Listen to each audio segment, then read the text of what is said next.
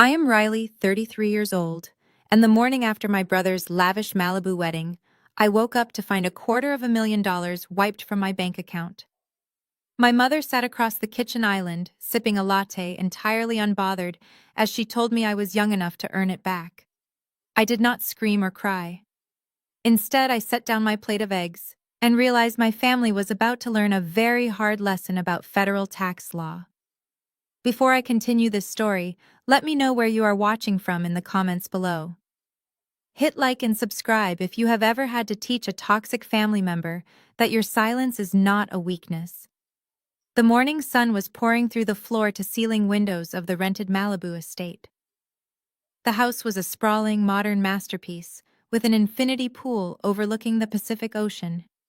It was the perfect backdrop for my brother Jason and his new wife Kendra to celebrate their union. Kendra was a luxury art broker who demanded nothing but the finest things, and Jason, whose tech startups consistently failed, was desperate to maintain the illusion of being a wildly successful executive. I was sitting at the massive marble kitchen island, enjoying the quiet before the rest of the house woke up. I opened my laptop and logged into my banking application. My goal was simple. I needed to pay the final invoice for the wedding caterer. I had already contributed more than my fair share to this wedding, but it was never enough for them. I typed in my password expecting to see my usual balances. Instead, a glaring zero stared back at me from my primary checking account. I refreshed the page, assuming it was a glitch. The number did not change. I clicked on the transaction history and felt the air leave my lungs. A wire transfer for $240,000 had been initiated and cleared just hours ago. The destination was an escrow account I did not recognize. My mother, Brenda, walked into the kitchen wrapped in a plush silk robe. She hummed a cheerful tune as she walked over to the espresso machine. She poured herself a cup, added exactly 2 sugars, and turned to face me.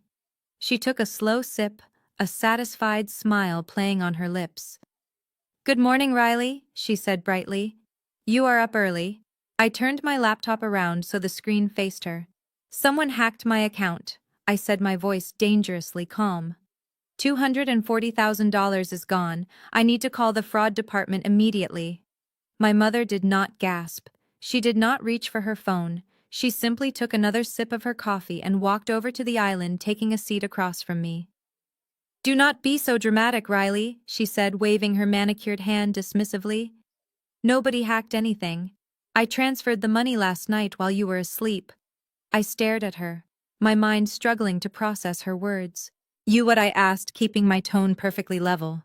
"I used that old joint account access," she explained, entirely unashamed. "You remember the one we set up when you were 18 for your college expenses? I am still listed as a primary signer on that profile. I saw all that money just sitting there doing nothing. Jason needs a $200,000 down payment for a new house in Calabasas. He has to impress Kendra's elite art world friends. You know how important appearances are in her industry. The other $40,000 went to covering the rest of the wedding vendors." She looked at me as if she had just explained a simple recipe, not confessed to stealing $250,000. "You stole my money to buy Jason a house?" I stated, stripping away all emotion from my voice. "Oh, stop using such ugly words," she scoffed, rolling her eyes. "It is family money. Jason is building a future, a legacy. You are 33, single, and you just sit behind a computer all day looking at spreadsheets. What do you even need that much cash for? You are still young. You will earn it back." The sheer audacity of her statement hung in the air between us. For my entire life, Jason had been the golden child. He was allowed to fail, to lie, and to manipulate while I was expected to fund his mistakes. My parents constantly drained my resources to prop up his fragile ego. But this was different. This was not a few $100s or a co-signed lease. This was life-altering money. What my mother did not know, and what Jason was too arrogant to ask about, was the true nature of my job. I did not just look at spreadsheets. I was a forensic accountant, and that account she so casually emptied was not my personal savings. I looked at my mother, noting the smug satisfaction radiating from her posture. She expected me to cry. She expected me to beg or to throw a tantrum so she could call me hysterical and justify her actions. I did none of those things. I simply closed my laptop with a soft click. "You have until 5 this evening to return every single cent," I said, my voice dropping to a whisper that commanded the room. My mother laughed loudly, tossing her head back. "Or what, Riley? What are you going to do? Ruin your brother's honeymoon? You are so selfish." I stood up, picked up my empty coffee mug, and walked it to the sink. I did not raise my voice or show a single ounce of fear. I turned back to look at her one last time before leaving the kitchen. "I am not going to do anything, Mom," I replied softly. "But the federal government will." Before my mother could even register the weight of my words, the kitchen doors swung open. In walked Jason and Kendra, looking like a spread from a luxury lifestyle magazine. They were practically glowing with post-wedding bliss. Jason was wearing a crisp linen shirt unbuttoned just enough to show off his tan, and Kendra looked flawless in a silk resort wear set that probably cost more than my first car. But what immediately caught my eye was the heavy, gleaming metal resting on both of their wrists, matching solid gold Rolex watches. "Well, good morning to the early birds," Jason announced, walking over to kiss my mother on the cheek. He did not even look at me. "Mom, that caterer was incredible. The caviar bar was an absolute hit with Kendra's clients." Kendra glided over to the espresso machine, her eyes sweeping over me with practiced condescension. I was wearing my usual travel attire, a simple tailored navy suit I had bought off the rack years ago. It was practical, professional, and entirely invisible to someone who lived and breathed high-end fashion. "Riley, you are already in a suit?"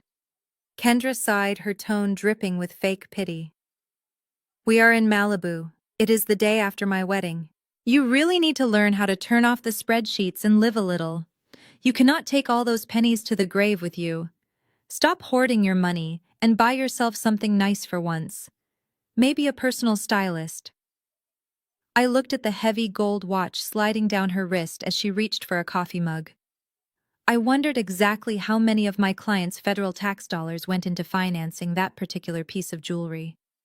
"I am afraid my budget is a bit tight this morning, Kendra," I said smoothly. "Because your husband and my mother decided to empty my bank account while I was sleeping." Jason let out a loud, exasperated groan, leaning back against the marble counter. "Oh, come on, Riley. Are we really doing this right now? Mom told me she was going to move some funds around. It is a family account. I needed to lock down the Calabasas house before another buyer swooped in. You know my startup is about to close a massive Series A funding round next month. I will pay you back with interest. Stop being so dramatic." He waved his hand exactly the way my mother had, completely dismissive of the fact that he had just committed felony theft. He genuinely believed that because he was the golden child, the rules of the real world simply did not apply to him. "There is no funding round, Jason," I said, staring directly into his eyes. "You have defaulted on your last 3 business loans, and that was not a family account.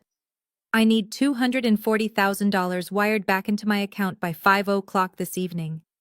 If the funds are not there, I will not be the one coming after you."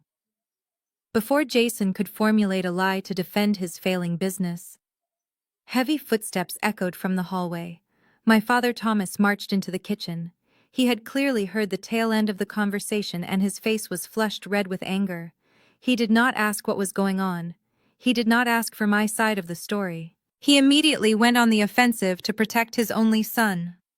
My father slammed his fist down on the marble island. The coffee cups rattled. "That is enough," he bellowed, pointing a thick finger in my face. "You are not going to stand here and harass your brother on his honeymoon.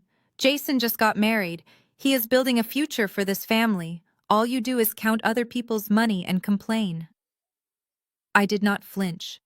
I did not blink. I just looked at the man who was supposed to protect me, watching him fiercely defend the son who was robbing me blind. "I am not complaining, Dad," I replied evenly. "I am giving him a deadline." My father sneered, his face inches from mine. "You listen to me very carefully, Riley. If you ruin this weekend, if you make one more threat about this money, I will call my lawyer on Monday morning and write you out of my will entirely." You will not see a single dime of my estate. Do you understand me? The threat was supposed to break me. It was the ultimate weapon he had used to control me my entire life. But looking at Jason's smug grin and my parents' angry faces, I felt absolutely nothing. I knew the truth about my father's estate. He was drowning in debt, taking out second mortgages to fund Jason's failed ventures. There was no inheritance to lose. I understand perfectly, I said. Without another word, I picked up my laptop. I carefully slid it into my leather travel bag and zipped it shut. I slung the bag over my shoulder, grabbed my car keys, and walked toward the door. I did not look back. Let them enjoy their matching watches and their stolen caviar. The countdown had already started. My hand was inches from the heavy brass handle of the front door when the sharp vibration of my phone broke my stride. I paused, pulling the device from my coat pocket. The screen displayed a toll-free number I knew intimately. It was the corporate fraud division of my primary banking institution, a direct security line reserved exclusively for high-net-worth enterprise accounts and corporate clients. I did not step outside.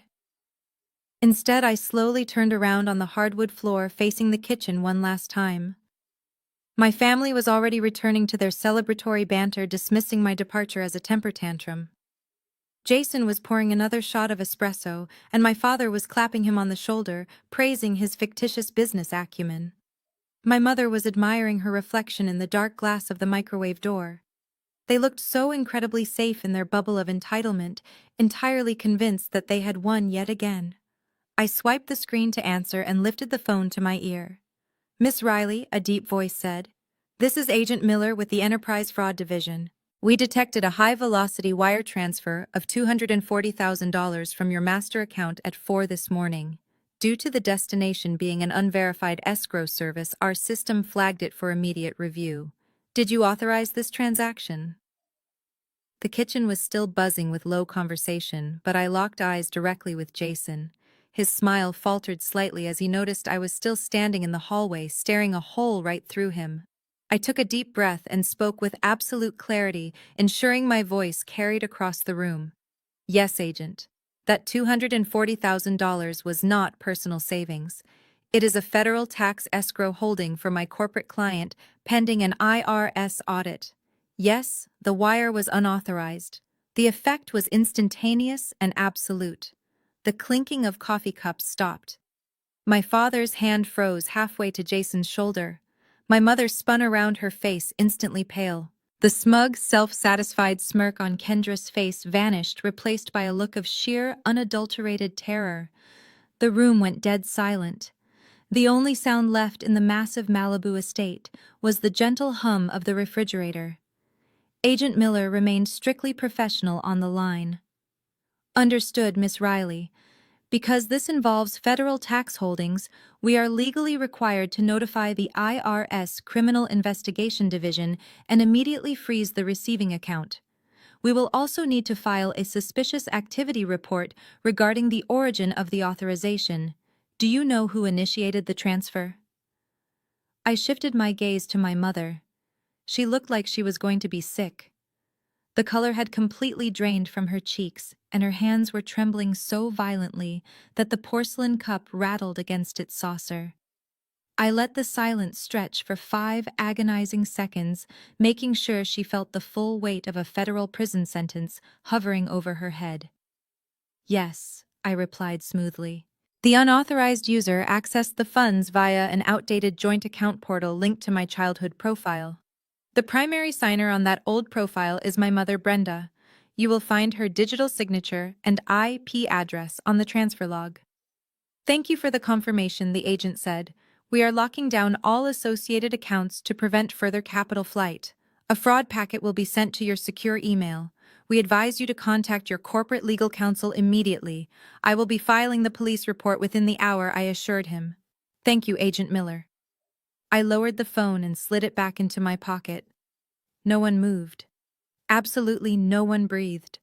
The air in the kitchen was suddenly thick with panic. Jason swallowed hard, his facade of wealth crumbling. He knew enough about business to understand the gravity of those words. Kendra, a woman who built her entire career on assessing legal provenance, instantly calculated the catastrophic damage this would do to her reputation. She took a slow, deliberate step away from her new husband. My father, who just 2 minutes ago was threatening to disinherit me, stared at the floor as if the marble tiles had suddenly turned into quicksand. They had expected me to scream. They had expected me to fight for my money, like a desperate child begging for scraps of respect. They had built their entire dynamic on the assumption that they could walk all over me and I would simply take it. But they miscalculated. I did not need to raise my voice. The United States government was about to do that for me. "Have a wonderful honeymoon, Jason," I said quietly. The door clicked shut behind me, sealing them inside their own self-made disaster. I stood on the front porch for a moment, the cool ocean breeze brushing against my face. Through the thick mahogany door, the heavy silence inside the house finally broke. I could hear Jason let out a loud, forced bark of laughter. It was the sound of a man desperately trying to convince himself that he was still in control. "Oh my God!" Jason scoffed, his voice carrying through the wood. "She actually hired someone to fake a phone call. Did you hear how robotic that guy sounded? What an absolute psychopath!" My mother immediately latched onto his denial, her voice rising in pitch as relief washed over her. "I knew it," Brenda gasped. "I knew she was just putting on a show. Federal tax escrow. Please, she is a glorified bookkeeper. She just wanted to scare us because she is jealous of you and Kendra. She has always been so dramatic. She cannot stand seeing anyone else happy. Let her throw her little tantrum." My father added, his tone dripping with disdain. "If she wants to play games, let her. She will come crawling back when she realizes she has alienated the only family she has." I shook my head, a genuine smile touching my lips for the first time that morning. Their arrogance was truly their greatest vulnerability. They had spent so many years underestimating me that they could not fathom a reality where I possessed real power.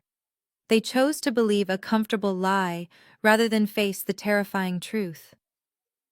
I walked down the sweeping driveway toward the heavy iron gates where my ride was waiting. A sleek black SUV pulled up, the tires crunching softly on the gravel. The driver stepped out to open the door for me, glancing at my composed expression.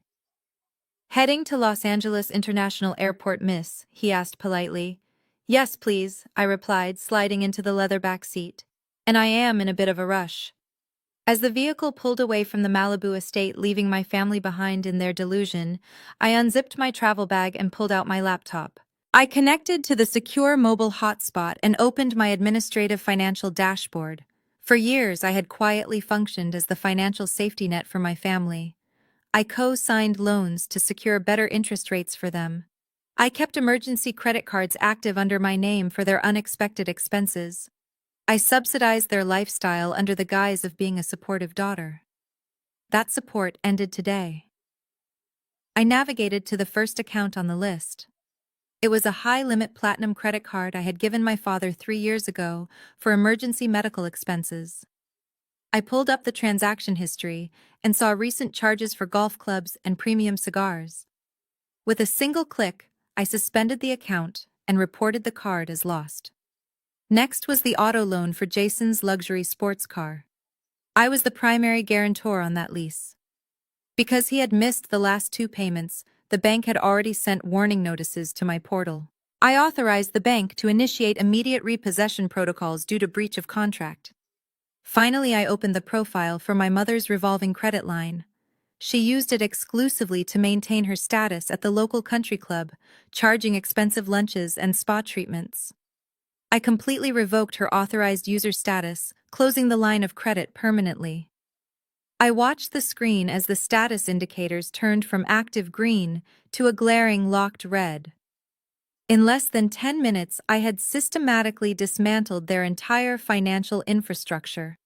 I severed every single cord that attached my pristine credit score to their reckless spending. I did not just lock them out of my money, I locked them out of their own lives. They were currently sitting in a rented mansion wearing solid gold watches they bought with stolen federal funds, completely unaware that their credit cards were now useless pieces of plastic. They had no access to cash, they had no safety net, and they were about to face a luxury resort town with zero purchasing power.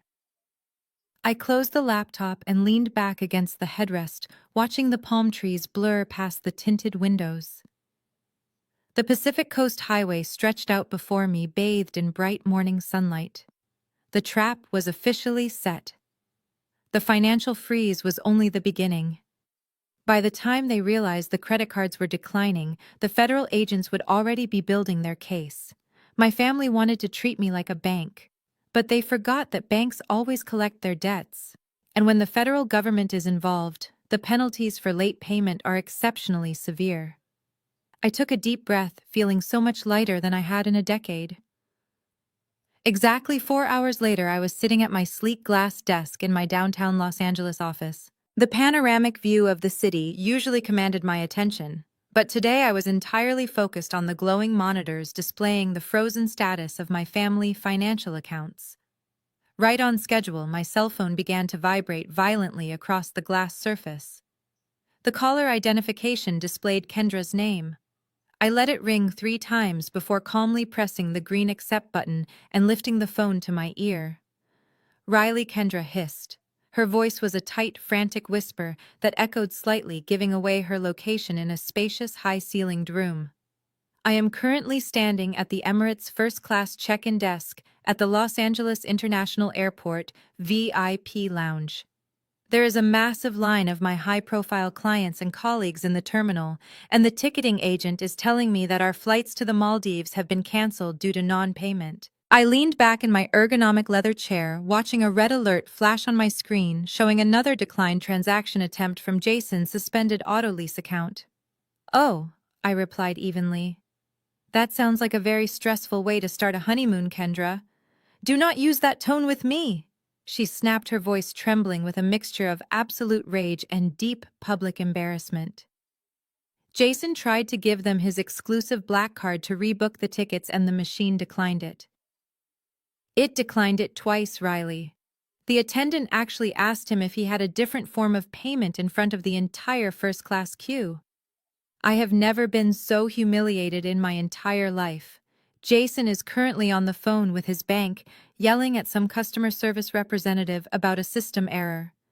"But I know this is your doing. You locked the accounts just like you threatened to do this morning. I did warn you all that there would be severe consequences for stealing federal tax funds," I reminded her gently. "I simply removed myself from your financial ecosystem. What Jason is experiencing right now is not a system error. It is reality." Kendra let out a sharp, ragged breath. "I do not care about your petty family drama or whatever accounting lies you told your mother this morning. I care about my reputation.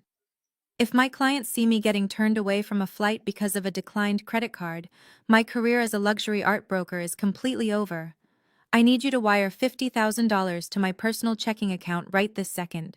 Consider it a short-term loan to fix this ridiculous banking glitch you caused. I will make sure Jason pays you back the moment his startup funding clears next week. Just send the money, Riley."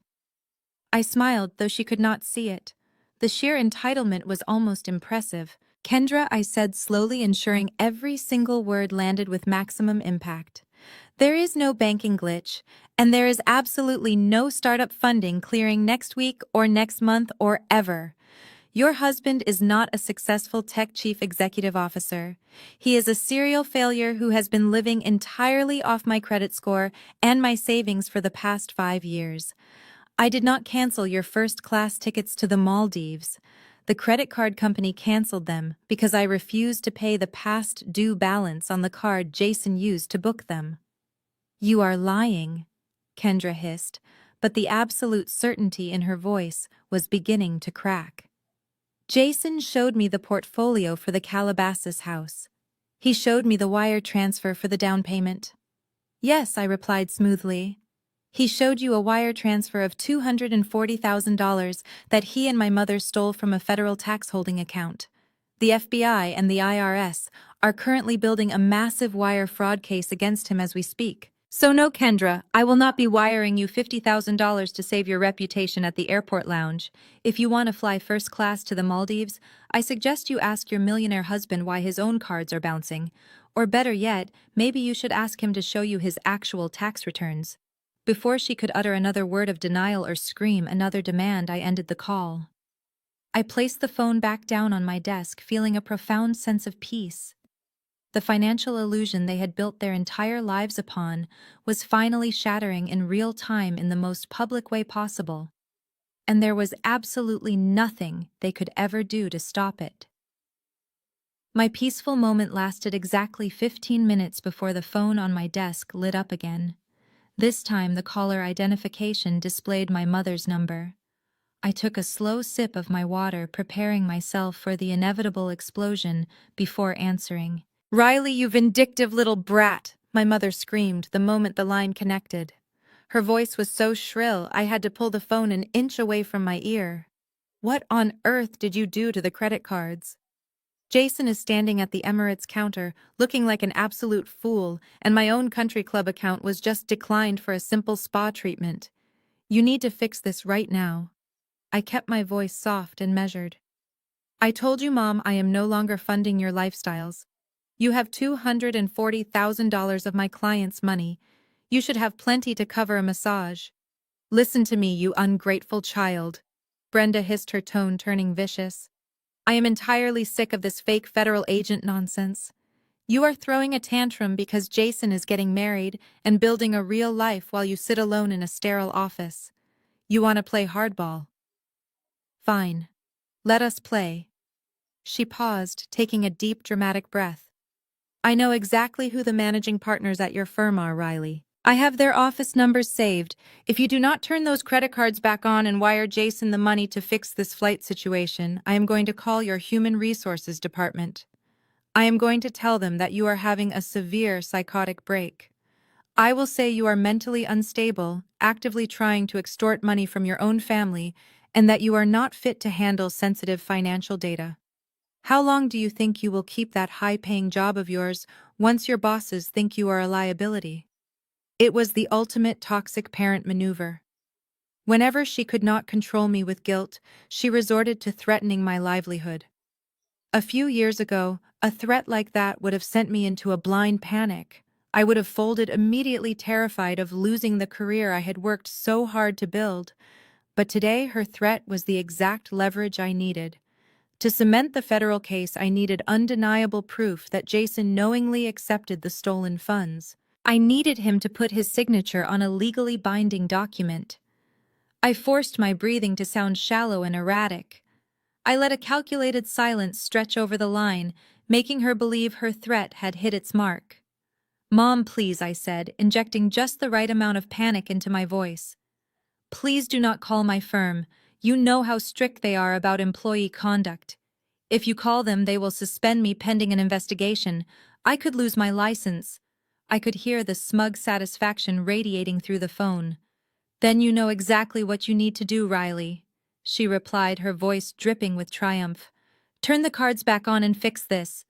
"I cannot just turn the cards on." I lied, my voice shaking slightly. "The bank locked everything down because of the wire transfer. But there is a way I can stop the fraud investigation. I can call the bank and reclassify the $240,000 as a one-time familial gift. If I tell them I authorized it retroactively, the investigation drops and your accounts will clear." "Then do it," Brenda commanded. "But there is a catch," I continued quickly. "Because it is such a massive amount of money, the IRS requires a gift receipt declaration for my personal tax records. Otherwise, I will be hit with a massive audit penalty next year. If I am going to forgive this money and let Jason keep it for the house, he has to sign a legal document acknowledging it was a gift from me." My mother let out a heavy sigh of annoyance, but I could tell she had taken the bait hook, line, and sinker. "Fine," she snapped. "If a stupid piece of paper is what it takes to get you to stop this psychotic behavior, he will sign it." Since they could not fly out today, they were stuck in Los Angeles. I told her I would have my corporate lawyer draft the document immediately. We agreed to meet at a quiet cafe near their rented Malibu estate the following morning. Make sure you bring the paperwork bright and early. Riley, my mother sneered before hanging up. And try to look presentable for once. I placed the phone down and smiled. She thought she had won. She thought she had bullied me into submission. She had no idea she just successfully brokered her own son's federal conviction. The next morning, the Pacific fog was still clinging to the coastline when I pulled into the parking lot of an upscale organic cafe a few miles from their rented Malibu estate.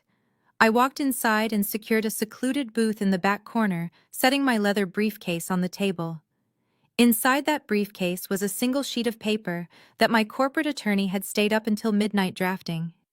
It was disguised as a standard tax exemption form, but the legal jargon buried in the second paragraph constituted a full, undeniable declaration of receipt of funds. This document was the final nail in his coffin. In federal court, proving intent is always the hardest part of a financial crime case. By signing this paper, Jason was legally admitting that he knew exactly how much money was taken and that he was the sole beneficiary of the illicit transfer. 10 minutes later, the front bell chimed, and my mother walked in, followed closely by Jason. They looked exhausted from a night of declined credit cards and airport humiliation, but they still managed to project an aura of absolute superiority. Jason was wearing designer sunglasses indoors, which he slowly pulled down the bridge of his nose as he spotted me. He strutted over to the booth and slid into the seat across from me, stretching his legs out. My mother sat next to him, crossing her arms and giving me a look of pure triumph. "Go grab me a double espresso," Riley, Jason ordered, snapping his fingers in my direction as if I were a waiter. "And get Mom a matcha latte. We barely slept last night dealing with that ridiculous bank freeze you pulled." I did not move. I just looked at him, keeping my expression perfectly neutral. "I am not here to fetch you coffee, Jason," I said quietly. "I am here to get the paperwork signed so I can call the bank and lift the fraud alert." Jason rolled his eyes and let out a dramatic sigh. "You are always so uptight," he complained, leaning forward and resting his elbows on the table. "You know you really ruined the vibe of my wedding weekend. Kendra is still furious about the airport. You are lucky we are even giving you the chance to fix this.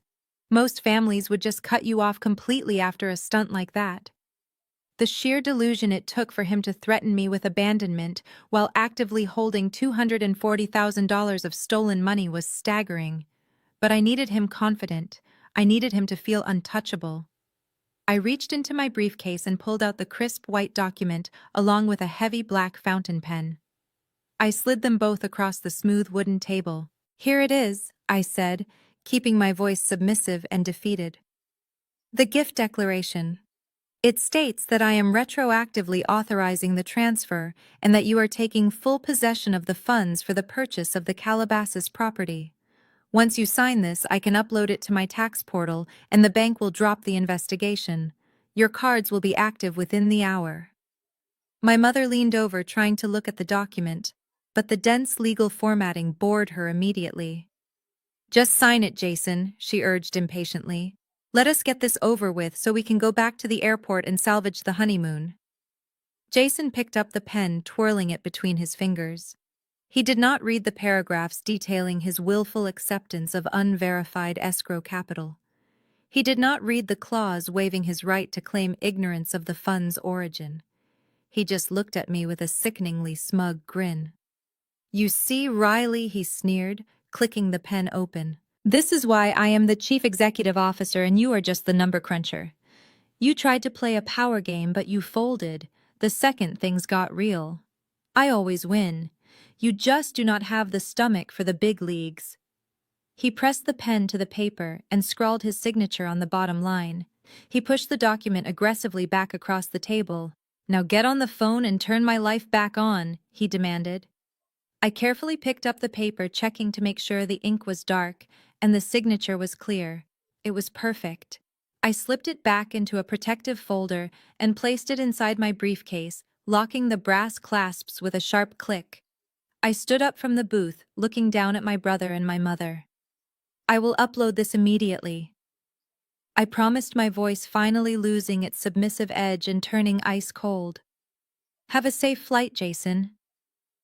I walked out of the cafe, leaving them sitting there waiting for bank accounts that would never unlock. The drive back to my downtown office took 30 minutes, but every second felt like an orchestrated countdown. I bypassed the front receptionist and walked straight into my corner office, locking the heavy glass door.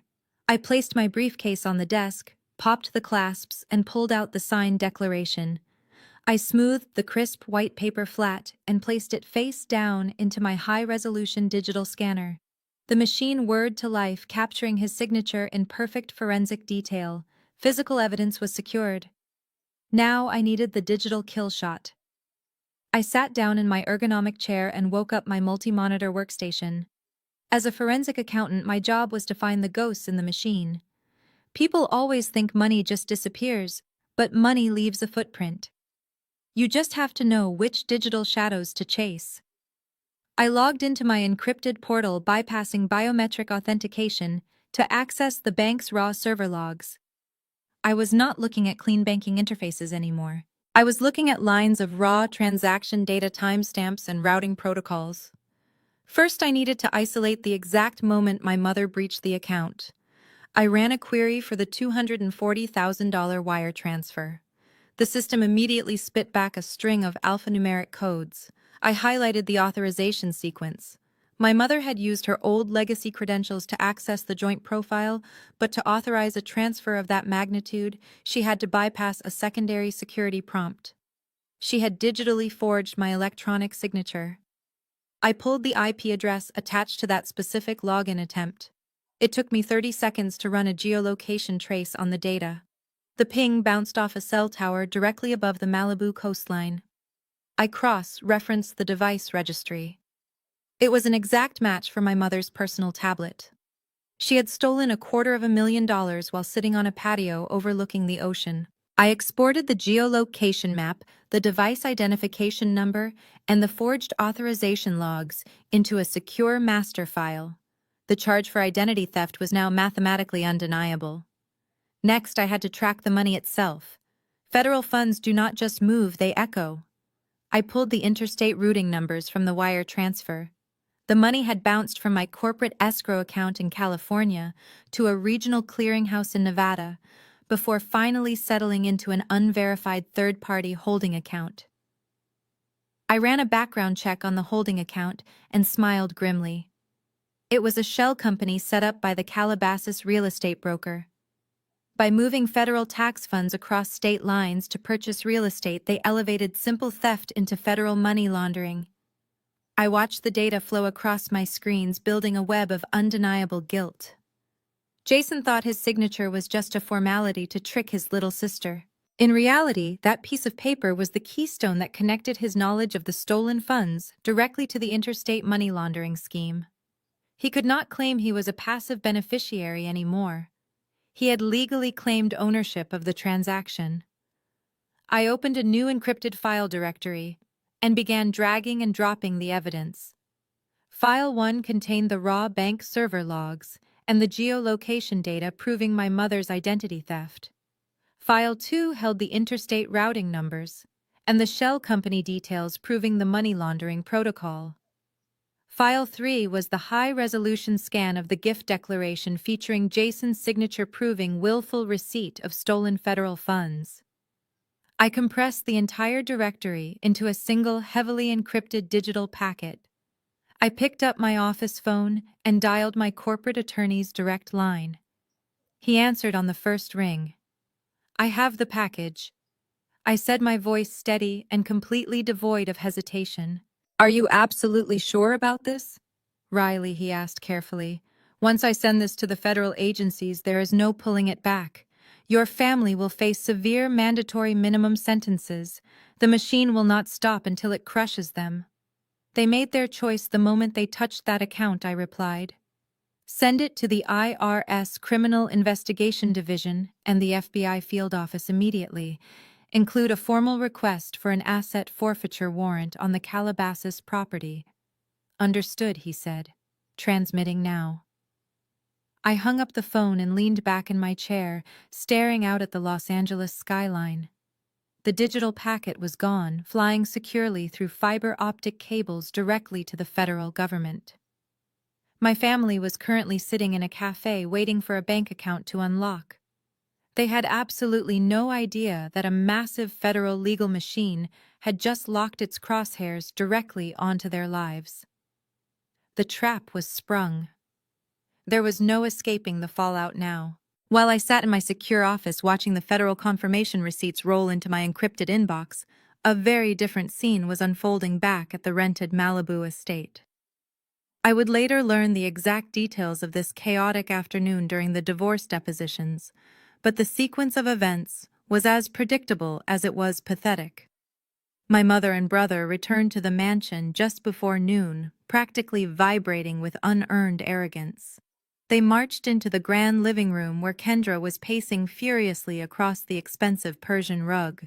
She was still wearing the clothes she had worn to the airport, her designer luggage sitting uselessly by the massive front door. Jason immediately poured himself a drink from the bar cart and confidently announced that he had handled the entire situation. He told Kendra that my little temper tantrum was officially over, that I had signed the necessary banking release forms, and that his accounts would be fully active by the evening. When Kendra demanded to know why the cards were not working right that second, Jason smoothly lied without missing a beat. He used a bunch of hollow financial buzzwords claiming that international fraud holds require a mandatory 24 to 48-hour clearing period. He suggested they just enjoy the Malibu house for the weekend instead of flying out. My mother backed him up, of course, patting Kendra on the shoulder and telling her to go relax by the pool. She told Kendra that I was just being difficult because I was jealous of their beautiful wedding. But Kendra was not a gullible woman. She survived in the cutthroat world of luxury art brokering because she knew exactly how to spot a forgery. She dealt with eccentric millionaires, massive wire transfers, and international banking protocols daily. She knew exactly how banking holds worked. And she knew that a man worth $10 million does not get his exclusive black credit card declined at an airport terminal unless he is fundamentally insolvent. Kendra smiled tightly, agreed to go unpack her bags, and walked upstairs to the master suite. But she did not unpack her clothes. The moment she heard Jason walk out to the stone patio and splash into the infinity pool, her survival instincts kicked into high gear. She walked directly to his expensive leather weekender bag, sitting at the foot of the massive king-sized bed. Jason was notoriously sloppy with his paperwork. He loved the aesthetic of looking busy, so he always carried a thick leather portfolio stuffed with contracts. Kendra unzipped the bag and pulled out the heavy portfolio, her hands shaking slightly with adrenaline. She ignored the glossy pitch decks for his supposed tech startup and bypassed the printed mood boards for the Calabasas house renovations.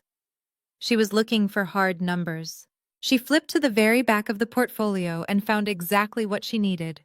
It was the official settlement statement from the escrow company handling the Calabasas property purchase. As a high-end broker, Kendra read complex closing documents the way normal people read a menu.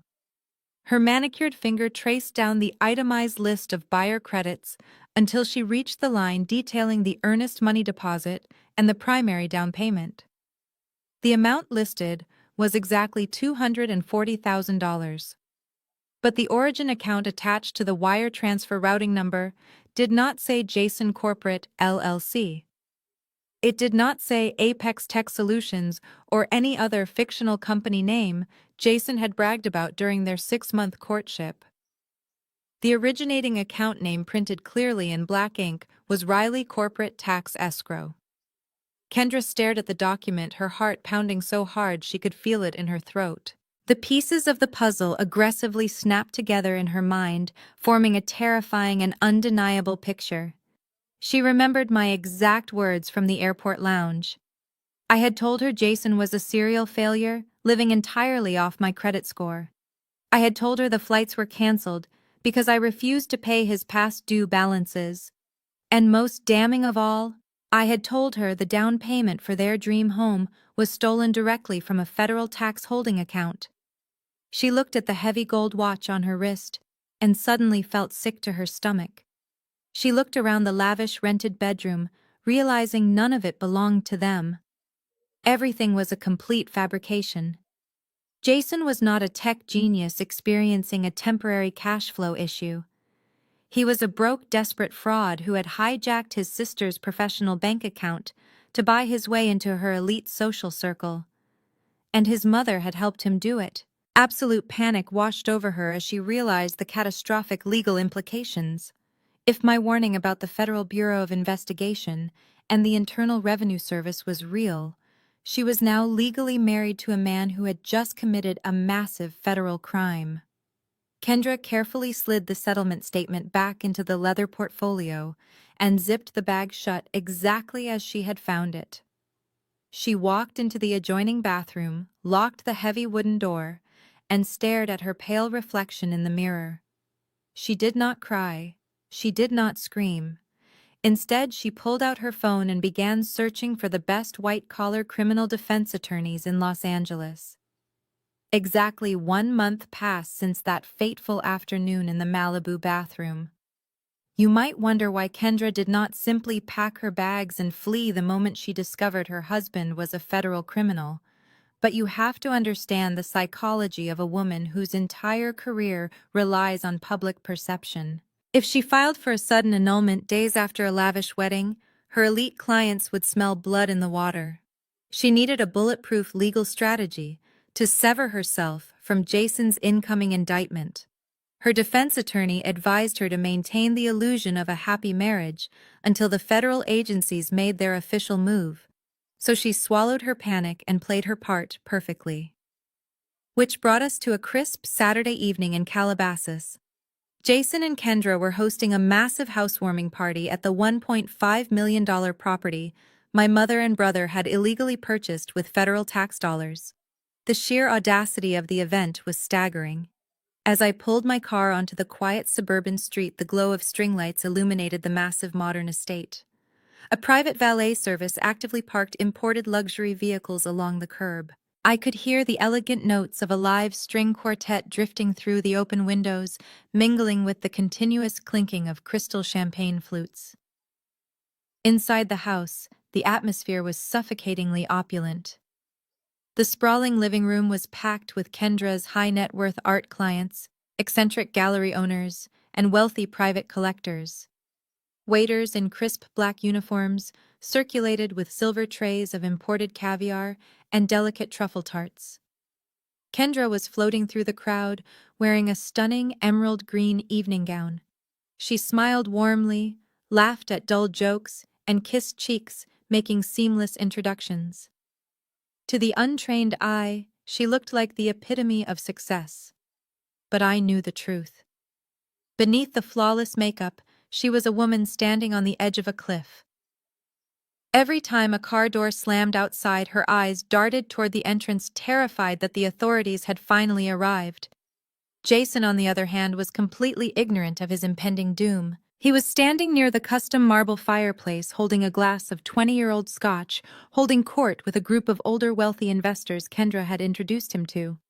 He was playing the role of the visionary tech chief executive officer to absolute perfection. I watched from the shadows of the hallway as he boldly gestured with his free hand, loudly bragging about a massive funding round that did not actually exist. He spoke about market disruption with the effortless confidence of a man who believed his own lies. He was so deeply entrenched in his fantasy that he actually believed he belonged in this room among real millionaires. He was completely blind to the nervous tension radiating from his new wife. My parents were equally intoxicated by the stolen luxury. My mother, Brenda, was wearing a brand-new designer dress, holding a glass of expensive reserve wine, laughing loudly with Kendra's sophisticated friends. She was eagerly pointing out the custom architectural details of the house, taking full credit for raising such an ambitious son. She told anyone who would listen how proud she was of Jason's tech empire, erasing the fact that she had personally forged a digital signature to steal the money funding this entire charade. My father Thomas was standing by the outdoor fire pit, smoking a premium Cuban cigar, acting like the patriarch of a modern dynasty. He looked incredibly proud, entirely convinced that his massive gamble on the golden child had finally paid off.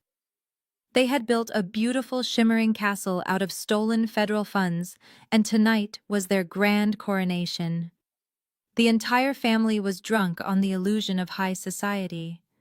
They had completely forgotten the serious warning I gave them exactly a month ago. They assumed that because my bank accounts had miraculously unfrozen, and because the police had not immediately knocked on their door, that my threats were empty. They thought they had outsmarted the system. They thought they were untouchable and beyond the reach of the law. I stood alone in the grand entryway, adjusting the cuffs of my sharp-tailored charcoal suit. I had not been invited to this celebration of theft. My mother had explicitly told me I was banned from the property, so I would not ruin their aesthetic with my boring corporate energy. But I was not here to drink their champagne or eat their caviar. I was here to witness the finale. I took a deep breath, letting the cool evening air fill my lungs before stepping out of the shadows and walking directly into the center of their glittering fake world.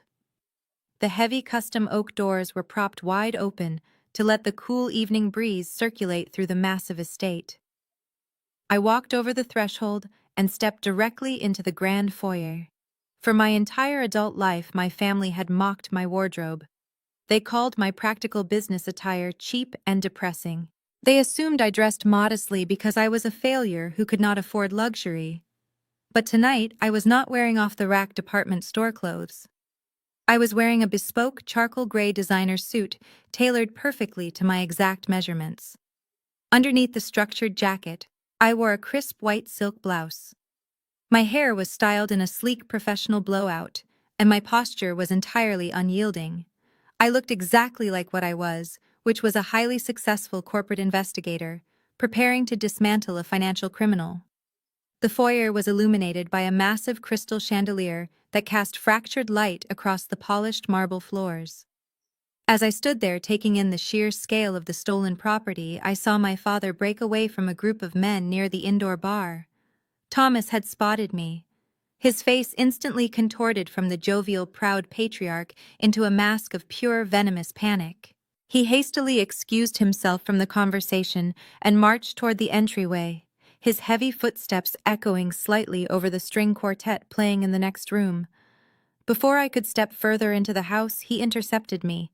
He moved with an aggressive, frantic energy, physically planting his large frame directly in my path and blocking my access to the main living room. He reached out and clamped his thick hand around my upper arm, his fingers digging painfully into the expensive fabric of my suit sleeve. "What in the hell do you think you are doing here, Riley?" He hissed, his voice a harsh, frantic whisper. His eyes darted nervously over my shoulder to make sure none of the wealthy guests were watching us. "I told your mother to make sure you stayed far away from this house. You are not invited. You are nothing but trash trying to ruin a high-class event."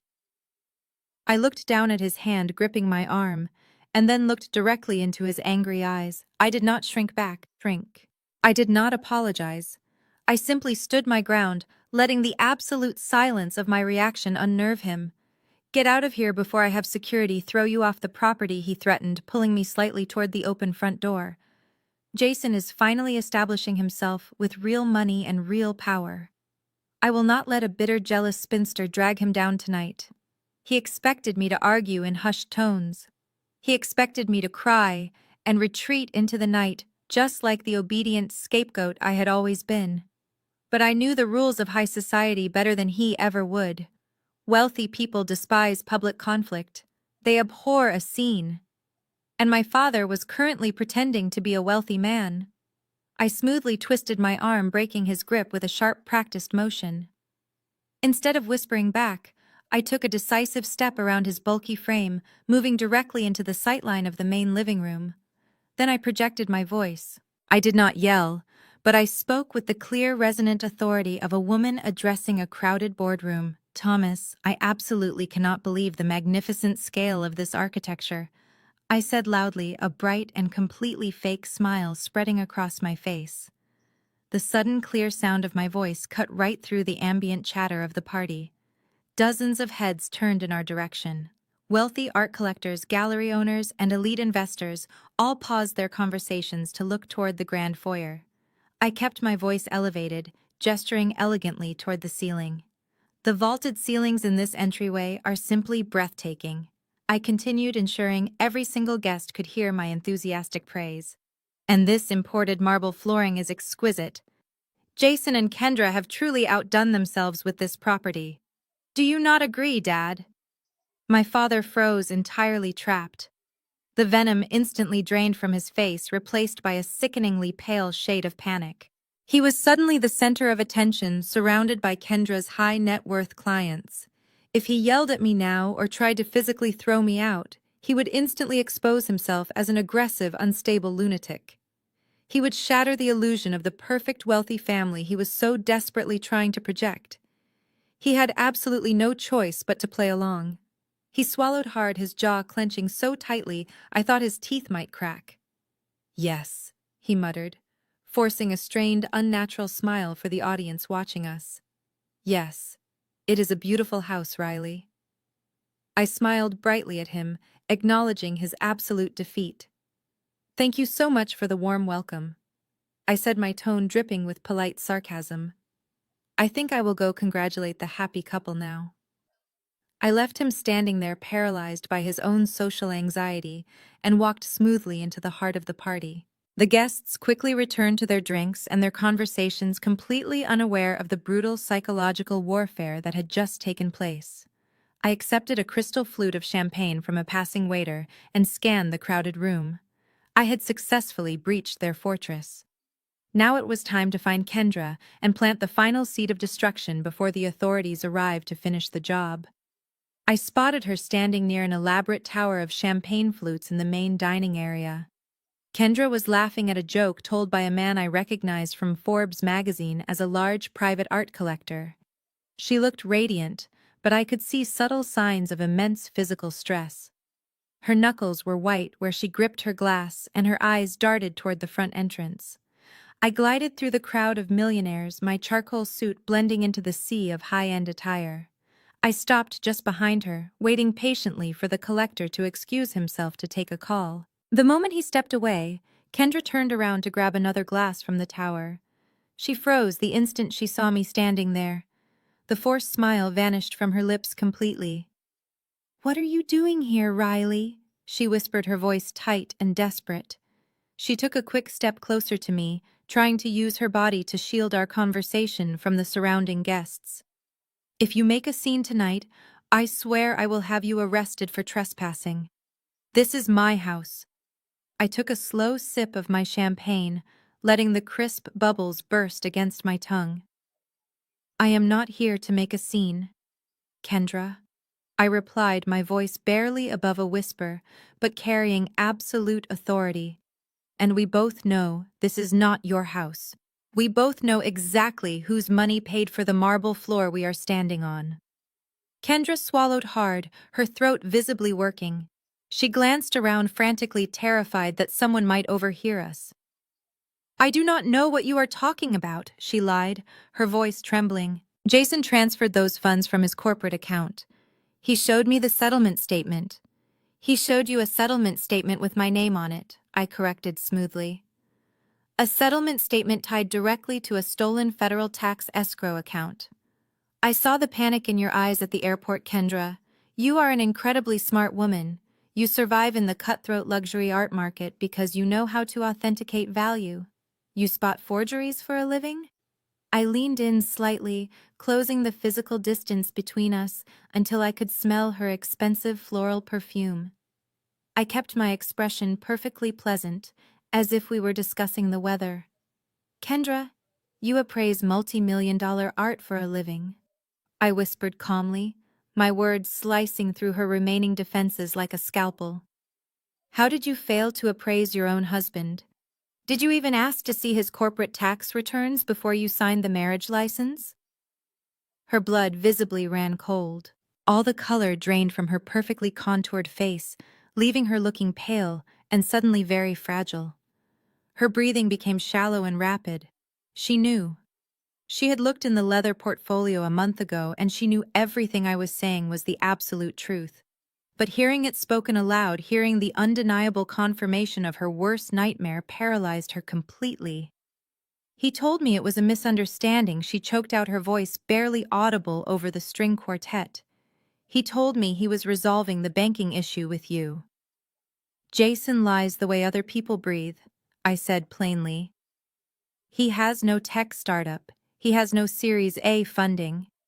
He has a pile of defaulted loans and a mountain of credit card debt that I stopped paying for exactly 1 month ago. You married a man whose entire existence is a carefully constructed forgery. And because you legally tied yourself to him, you are now standing in the blast radius of a federal crime. I took another sip of champagne, watching her process the catastrophic reality of her situation. In federal investigations, they use a protocol called marital asset forfeiture, I explained casually, as if I were giving her friendly financial advice. It means that when the Department of Justice seizes this house, they will also seize every single asset tied to the household. Your personal bank accounts, your art commissions, your business licenses, everything goes down with the ship. Kendra stared at me, her eyes wide with sheer unadulterated terror. She looked like she was going to faint right into the champagne tower. I reached out and gently patted her arm, a gesture of fake sympathy for the audience watching us. If I were you, Kendra, I would stop pouring champagne and start looking for his real financial documents, I suggested softly. You might want to know exactly how much prison time you are currently accessory to. I stepped back, giving her a polite smile, and turned away, melting back into the crowd of oblivious wealthy guests. I left her standing there, vibrating with absolute panic, the seed of destruction firmly planted in her mind. Kendra did not stay by the champagne tower for another second. The elegant facade she had maintained all evening completely shattered the moment I disappeared into the crowded room. She set her crystal flute down on a passing waiter's silver tray with a sharp clink and practically ran toward the grand staircase. She pushed past a group of elite gallery owners, offering a tight, breathless excuse about needing to check on the catering staff. Her heart hammered violently against her ribs. She reached the second-floor landing and hurried down the long-carpeted hallway toward the master wing. At the very end of the corridor was Jason's private home office. He had insisted on outfitting the room with solid mahogany doors and a heavy deadbolt, claiming his tech startup required maximum corporate security. He always kept it locked. But Kendra had watched him slip the spare brass key inside a decorative porcelain vase on the hallway console table a week ago. Kendra reached into the vase, her fingers blindly scraping the bottom until she felt the cold metal. She pulled the key out, shoved it into the deadbolt, and turned it with a sharp click. She slipped inside the dark room, locking the door instantly behind her. She did not turn on the overhead chandelier, terrified someone outside might see the light shining under the frame. Instead, she clicked on the small brass banker's lamp sitting on the oak desk. The desk was staged to look like the workspace of a visionary. But Kendra bypassed the computer, knowing Jason would have password-protected his digital files. She went straight for the heavy wooden filing cabinet tucked underneath. She pulled the top drawer open. It was stuffed with disorganized folders. She grabbed the first thick stack of papers and dropped it onto the desk. Her manicured hands quickly flipped through the documents. They were not stock certificates or venture capital term sheets. They were final notice collection letters. There was a notice of default on his luxury sports car lease. There was a threatening letter from a high-interest private lender demanding immediate payment for a $50,000 personal loan. There were stacks of credit card statements showing accounts completely maxed out and months past due. Every single piece of paper was a testament to his absolute financial ruin. There was zero evidence of a tech empire. Kendra felt a cold sweat break out on the back of her neck. She shoved the collection letters aside and dug deeper into the bottom drawer. Tucked beneath a stack of blank printer paper, she found a heavy ivory envelope with an official government seal printed in the corner. The return address belonged to the Internal Revenue Service Criminal Investigation Division. Her hands shook violently as she pulled the letter from the envelope. It was not addressed to Jason. It was a formal notice of federal inquiry addressed directly to my corporate firm, referencing the exact escrow holding account I had mentioned downstairs. The document detailed a massive unauthorized wire transfer of $240,000. It explicitly warned that any assets purchased with the stolen funds would be subject to immediate federal seizure. Kendra dropped the letter onto the leather desk pad. The printed words blurred together as tears of absolute panic welled up in her eyes. I had not been lying to scare her. Every terrifying thing I whispered to her was documented truth. The beautiful $1.5 million house she was hosting a party in was essentially a federal crime scene. The luxury cars, the designer, clothes, the catered caviar were all bought with stolen government money. She gripped the edge of the heavy oak desk, trying to steady her trembling legs. She was a respected art broker. She had spent a decade building an impeccable reputation. Now she was legally tethered to a sinking ship. She had signed a marriage certificate binding her assets and her future to a man heading directly to federal prison. When the authorities raided this house, they would not care that she was ignorant of the crime. They would freeze her bank accounts, confiscate her business licenses, and drag her name through the mud on national television. Kendra looked at the glowing green numbers on the digital desk clock. Her house was full of millionaires drinking champagne, and her entire life was completely over. She had to find a way to sever herself from Jason before the flashing red and blue lights appeared in the driveway. She shoved the documents back, locked the cabinet, and turned off the brass lamp. Survival was the only thing that mattered to her now. Kendra stepped out of the dark office and closed the heavy mahogany door quietly behind her. Her hands were still shaking, but the paralyzing fear had completely transformed into a blinding white-hot rage. She walked briskly down the carpeted hallway toward the grand staircase. Halfway down the corridor, she collided right into Jason. He was walking upstairs with an empty crystal glass in his hand, smelling of expensive scotch and cheap cologne. "Hey, babe," he said casually, flashing that perfect practiced smile. "People are asking for you downstairs. The caterers want to know if they should bring out the dessert trays." Kendra grabbed him by the lapels of his custom blazer and shoved him hard against the hallway wall. The heavy thud of his back hitting the drywall was masked by the loud music drifting up from the living room. Jason's smile instantly vanished, replaced by a look of genuine shock. "What is wrong with you?"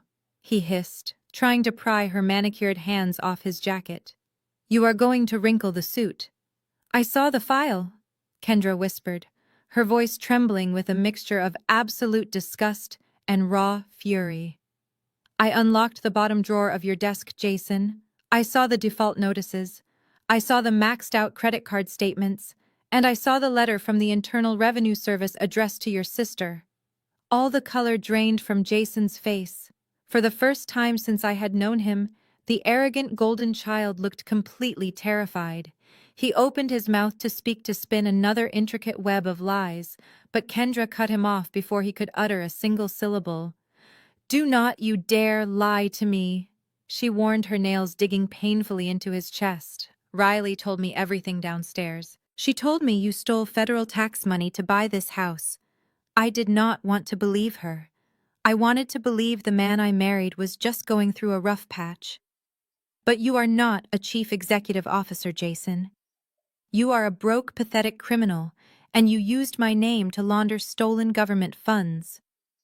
Jason swallowed hard, his eyes darting frantically toward the staircase to ensure no one was listening. "Kendra, listen to me," he pleaded, his voice dropping to a desperate whisper.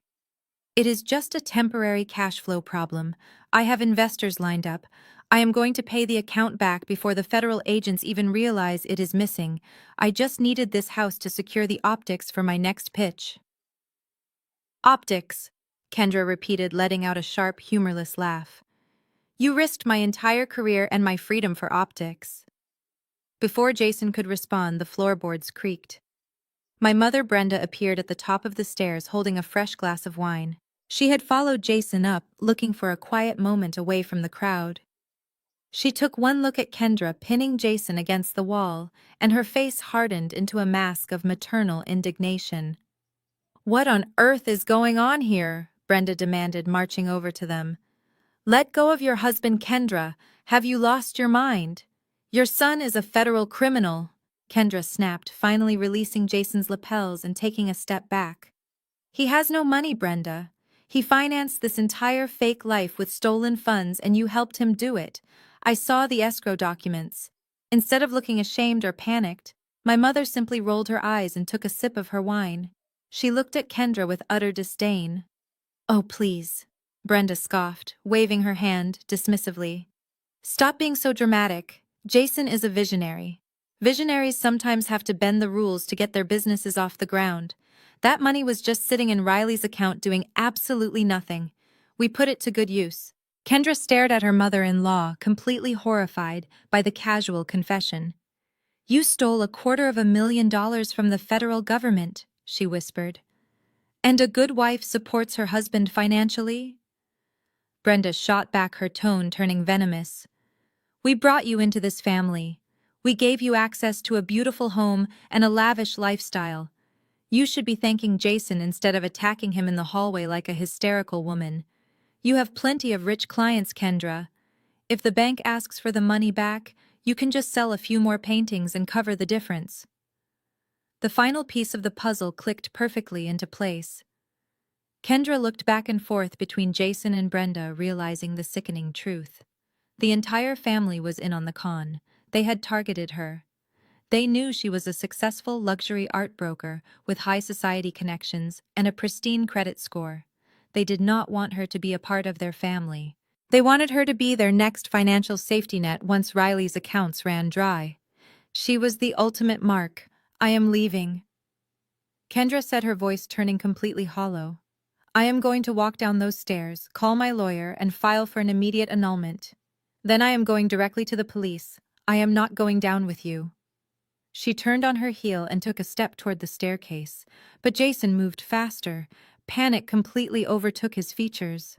If Kendra walked out of that house tonight in front of all those wealthy investors, his facade would permanently shatter. He lunged forward and grabbed Kendra's upper arm, his grip bruising and desperate. "You are not going anywhere," he hissed, pulling her forcefully back from the stairs. He leaned in close, his breath hot against her ear. "Half of the people down there are your clients, Kendra. If you run out of here crying and the feds show up, you look just as guilty as I do. You signed the marriage license. We are in this together." Kendra tried to yank her arm away, but Jason was much stronger. He locked his hand around her wrist and plastered a terrifyingly fake smile onto his face. Now Jason said through gritted teeth, "We are going to walk down those stairs hand in hand. You are going to smile at your rich friends. You are going to play the perfect happy wife. Because if I go to prison, Kendra, I promise I will drag your pristine reputation right down to the bottom with me."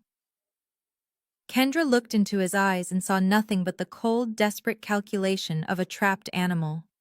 She stopped fighting. She allowed him to pull her forward, adjusting her emerald gown with a trembling free hand. Together they descended the grand staircase, returning to a party that was entirely built on lies, unaware that the real authorities were already on their way. Jason and Kendra reappeared at the base of the grand staircase. Jason had his fingers wrapped so tightly around Kendra's waist that I could see his knuckles turning white under the harsh light of the crystal chandelier. He flagged down a passing waiter and aggressively grabbed a fresh glass of expensive champagne.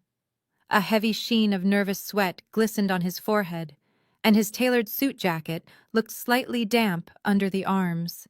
He was a trapped man desperately trying to act like a king.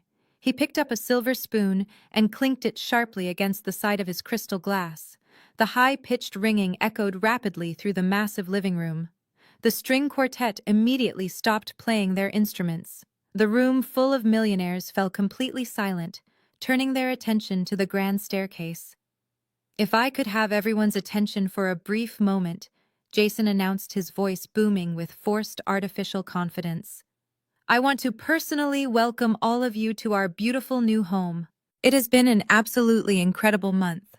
My tech firm is currently closing our best financial quarter yet, and I get to share this magnificent estate with my stunning new wife, Kendra." He paused, his eyes scanning the crowd of wealthy investors and elite gallery owners until they locked directly onto me. I was standing quietly near the back of the room, near the patio doors. A wicked and desperate idea clearly formed in his head. He needed to assert total dominance. He needed to publicly explain the money, just in case Kendra decided to talk to her high society friends later. You know, Jason continued, taking a bold step forward and pointing his glass directly at me. Building a massive empire takes a village. And tonight I actually want to raise a glass to someone very special who is standing right over there. My older sister, Riley. The entire crowd turned to look at me in my sharp-tailored charcoal suit. Jason smiled widely, but his eyes were cold and frantic with unspoken panic. Riley is a number cruncher, Jason told the crowd, his tone dripping with heavy patronizing pity. She works incredibly long hours in a small cubicle downtown. She does not get out much. In fact, she has always been a bit of a loner who struggles to socialize. But when I told her I was buying this magnificent house in Calabasas for my new bride, Riley insisted on helping me out. He took a dramatic sip of his champagne, letting his insulting words sink in. She practically emptied her entire little savings account to make a generous financial contribution to our down payment. I told her no, of course, but she absolutely insisted. I think when you live a quiet, solitary life, you just want to feel like you are a part of something bigger. You want to live vicariously through someone else's grand success. So thank you, Riley, my lonely, hardworking sister, for buying a small piece of our dream tonight. The crowd offered a round of polite but highly uncomfortable applause. A few of the wealthy private art collectors gave me looks of profound pity. They genuinely believed his narrative. They thought I was a sad, aging spinster who had handed over my life savings just to buy a tiny scrap of affection from my wealthy, successful younger brother. My mother, Brenda, beamed with absolute radiant pride. She raised her reserve wine glass high, completely validating Jason's humiliating public narrative. My father, Thomas, let out a loud, booming chuckle, slapping the shoulder of an investor standing next to him. They were entirely thrilled by my public degradation. This was their ultimate toxic fantasy playing out in real time, putting me in my place while elevating the golden child on a brilliant pedestal. But Kendra was not smiling at all. She stood entirely frozen next to Jason, her face completely ashen and devoid of life. She looked at the crowd of her elite clients enthusiastically applauding a federal crime. Then she looked directly at me. Her eyes were screaming in silent terror. She knew every single word Jason just spoke was a catastrophic lie. I did not blush. I did not look away or hang my head in shame. I stood perfectly still, holding my own glass of champagne. Jason thought he was humiliating me. He thought this grand speech would force me out the door in tears of defeat. He had absolutely no idea that his arrogant little toast was the greatest gift he could have ever given a forensic accountant. In his desperate attempt to control the narrative and stroke his own fragile ego, Jason had just provided dozens of high-net-worth witnesses with a verbal confession. He had publicly acknowledged receipt of the exact funds the federal government was currently tracking. I raised my glass slightly in his direction, acknowledging his toast with a serene, unbothered smile. Let him enjoy the applause. Let him savor the taste of the expensive champagne. It was the very last moment of triumph he would ever experience. The scattered applause faded into the ambient hum of the luxury estate. Jason stood at the base of the staircase, his chest puffed out entirely, convinced his public humiliation had effectively silenced me. Several guests near the patio doors shot me sympathetic glances, completely buying into his fabricated narrative of the pathetic, desperate spinster sister. I did not shrink away from their pity. Instead, I stepped away from the glass doors and walked directly into the center of the expansive living room. The crowd naturally parted for me, perhaps expecting me to make a tearful exit or offer a meek apology. I did neither. I stopped precisely in the middle of the Persian rug, holding my crystal flute of champagne, perfectly level. I am not one for public speaking. I began, my voice clear and resonant, slicing through the quiet murmurs of the room. But since my brother has decided to make financial disclosures a part of the festivities, I feel it is only appropriate to ensure his accounting is completely accurate. Jason's smug smile faltered slightly. He shifted his weight, his grip tightening on Kendra's waist. My father took a sudden step forward from the bar, his face flushing red again, but the room was already captivated. Wealthy individuals are inherently drawn to confidence, and I was projecting the absolute authority of a woman who held all the cards.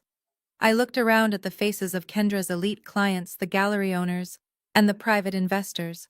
Jason is incredibly creative, I continued smoothly. He has always possessed a remarkable talent for storytelling. But I am afraid I cannot take credit for the generous financial contribution he just mentioned. The crowd looked confused. A few people exchanged puzzled glances. I wish I could say that my life savings bought this beautiful marble floor, I said, raising my glass in a mock toast. But I cannot. Because the $240,000 used to secure the down payment on this house does not belong to me. It belongs to the United States federal government. The reaction was instantaneous and electric. The wealthy elite do not fear much, but they share a universal primal terror of the Internal Revenue Service and the federal government. The collective gasp that rippled through the living room was audible.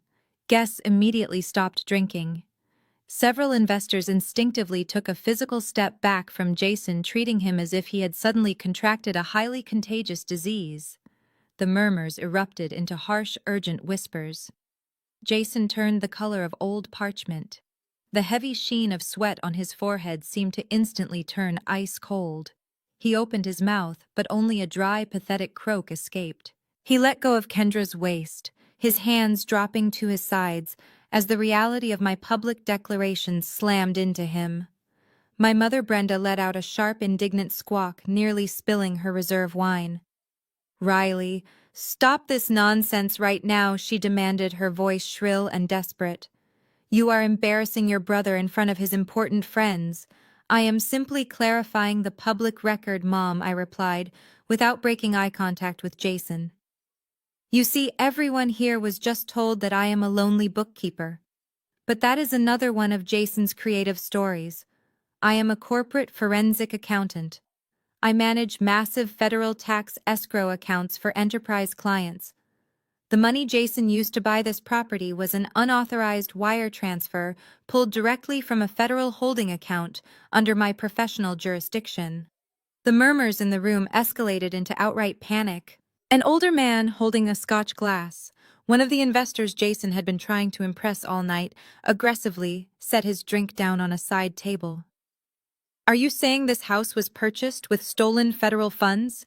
he demanded, his voice laced with absolute fury. Jason scrambled, his hands raised in a pathetic gesture of surrender.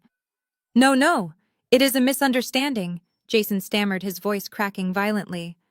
"She is lying. She is just jealous. It was a family loan. I have the paperwork." "Yes, you do have the paperwork," I agreed pleasantly. "You signed a legally binding declaration of receipt yesterday morning at a coffee shop. That document, along with the forged digital authorization logs and the interstate wire routing numbers, was securely transmitted to the federal authorities exactly 36 hours ago." Jason stared at me, his eyes wide with a horrific realization. He finally understood that the piece of paper he had arrogantly signed was not a tax shield, but a fully documented confession. The trap had not just snapped shut. It had buried him entirely. He was a cornered criminal standing in the middle of a massive fraud that was about to be exposed to the world. Jason stared at me for 3 seconds before his shock mutated into explosive rage. The pale terror on his face vanished, replaced by a flush of angry crimson. He lunged forward, closing the distance in 2 strides. He reached out and snatched the champagne flute from my hand, hurling it onto the Persian rug, where it shattered. "She is insane!" Jason screamed, spinning to face the crowd. His voice cracked with panic, echoing loudly off the vaulted ceilings. "Do not listen to a single word this lunatic says. She is having a severe psychotic break right in front of us. She has been jealous of my success for my entire life, and now she is trying to ruin my party with fabricated delusions." The guests did not look convinced. A few older private equity investors were discreetly walking toward the coat check, eager to distance themselves from the disaster. My mother, sensing the illusion collapsing, rushed forward to join Jason. Security, Brenda shrieked, waving her arms frantically at the valet staff. Grab her right now and throw her out of this house immediately. My daughter is mentally unwell and forgot her medication today. Someone call the police to escort her off the property before she hurts somebody. I did not move an inch or break my calm posture. I looked at the shattered crystal and then up at my brother. You do not need to call the police, Mom, I said, my voice cutting through their hysterical screaming with chilling calm. I already took care of that phone call for you. Jason took another step toward me, his hands balled into tight fists. You are bluffing, he hissed, his breath hot as he tried to intimidate me. You are bluffing because you are a pathetic woman who cannot stand seeing me win. There is no federal investigation. There is no wire fraud or stolen tax money. I am the chief executive officer of a multi-million-dollar firm, and you are just a bitter accountant trying to steal my spotlight. He raised his right arm, pointing a trembling finger between my eyes, preparing to deliver another string of desperate lies to the audience. But the words never left his throat, because at that exact second, the ambient lighting in the sprawling living room abruptly shifted. The soft glow of the massive crystal chandelier was suddenly overpowered by a blinding glare from outside. Piercing flashes of brilliant red and electric blue cut directly through the darkness of the Calabasas night, illuminating the floor-to-ceiling windows overlooking the front driveway. The vibrant colors danced rapidly across the marble floors, painting Jason's terrified face in alternating shades of crimson and blue. Then came the terrifying sound. It was not the purr of luxury sedans arriving to drop off wealthy guests. It was the aggressive roar of heavy-duty tactical engines accelerating hard. The elite guests gasped in unison and scrambled backward away from the glass, spilling champagne on their designer clothing. The sharp screech of thick tires echoed loudly as multiple vehicles swerved off the paved driveway. I could hear the sickening crunch of heavy metal tearing directly through the manicured lawn, crushing my mother's prized imported rosebushes into the dirt. 4 massive matte black tactical sport utility vehicles slammed to a halt directly in front of the porch, aggressively boxing in the parked sports cars. The heavy doors flew open simultaneously with terrifying precision. The dull thud of combat boots hitting the pavement resonated clearly through the thick glass windows. Inside the house, total chaos erupted. The musicians abandoned their instruments on the floor, shrinking back in fear against the dining room wall. Kendra let out a high whimper, taking a staggering step backward until her spine hit the catered bar. She clutched the fabric of her emerald green gown, her eyes wide with absolute horror, as she stared out the windows. She knew exactly what those flashing lights meant. Her lucrative career, her pristine reputation, and her very freedom were sitting in the crosshairs of a massive federal raid. Jason stood completely paralyzed in the center of the Persian rug. His arm was still raised, pointing uselessly at me, but his hand was shaking so violently he looked like he was having a medical emergency. He slowly lowered his arm, his jaw dropping open as he turned his head toward the front entryway. The heavy, terrified silence inside the luxury estate was suddenly shattered by a sound that would haunt his nightmares for the rest of his natural life. It was a brutal, thunderous hammering against the custom oak front doors. It was not a polite, neighborly knock. It was the heavy, authoritative pounding of federal agents demanding entry, signaling the absolute and violent end of Jason's stolen empire. Before anyone could even breathe, the heavy oak doors were forced open with a resounding crack that splintered the expensive wood frame. A flood of armed men and women poured into the grand foyer, their boots echoing like a military drumbeat against the imported marble. They moved with terrifying speed and absolute precision, fanning out across the massive living room to secure every possible exit. The bold yellow letters printed across the backs of their dark windbreakers confirmed my brother's worst nightmare. FBI and IRS criminal investigation. They did not look like local police officers responding to a noise complaint. They looked like an unstoppable force of nature designed to completely dismantle and destroy arrogant white-collar criminals.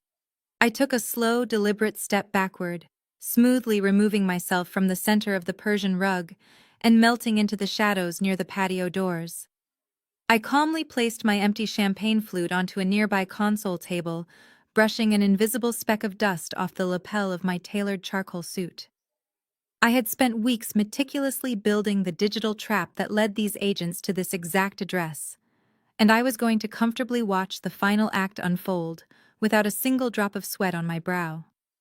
I did not want to accidentally interfere with the execution of a federal warrant. A tall, broad-shouldered man with closely cropped gray hair stepped forward from the tactical formation.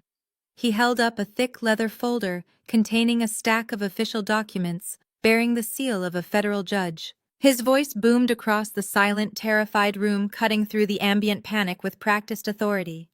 Federal agents, the lead agent shouted, ensuring every single person in the massive house heard him clearly.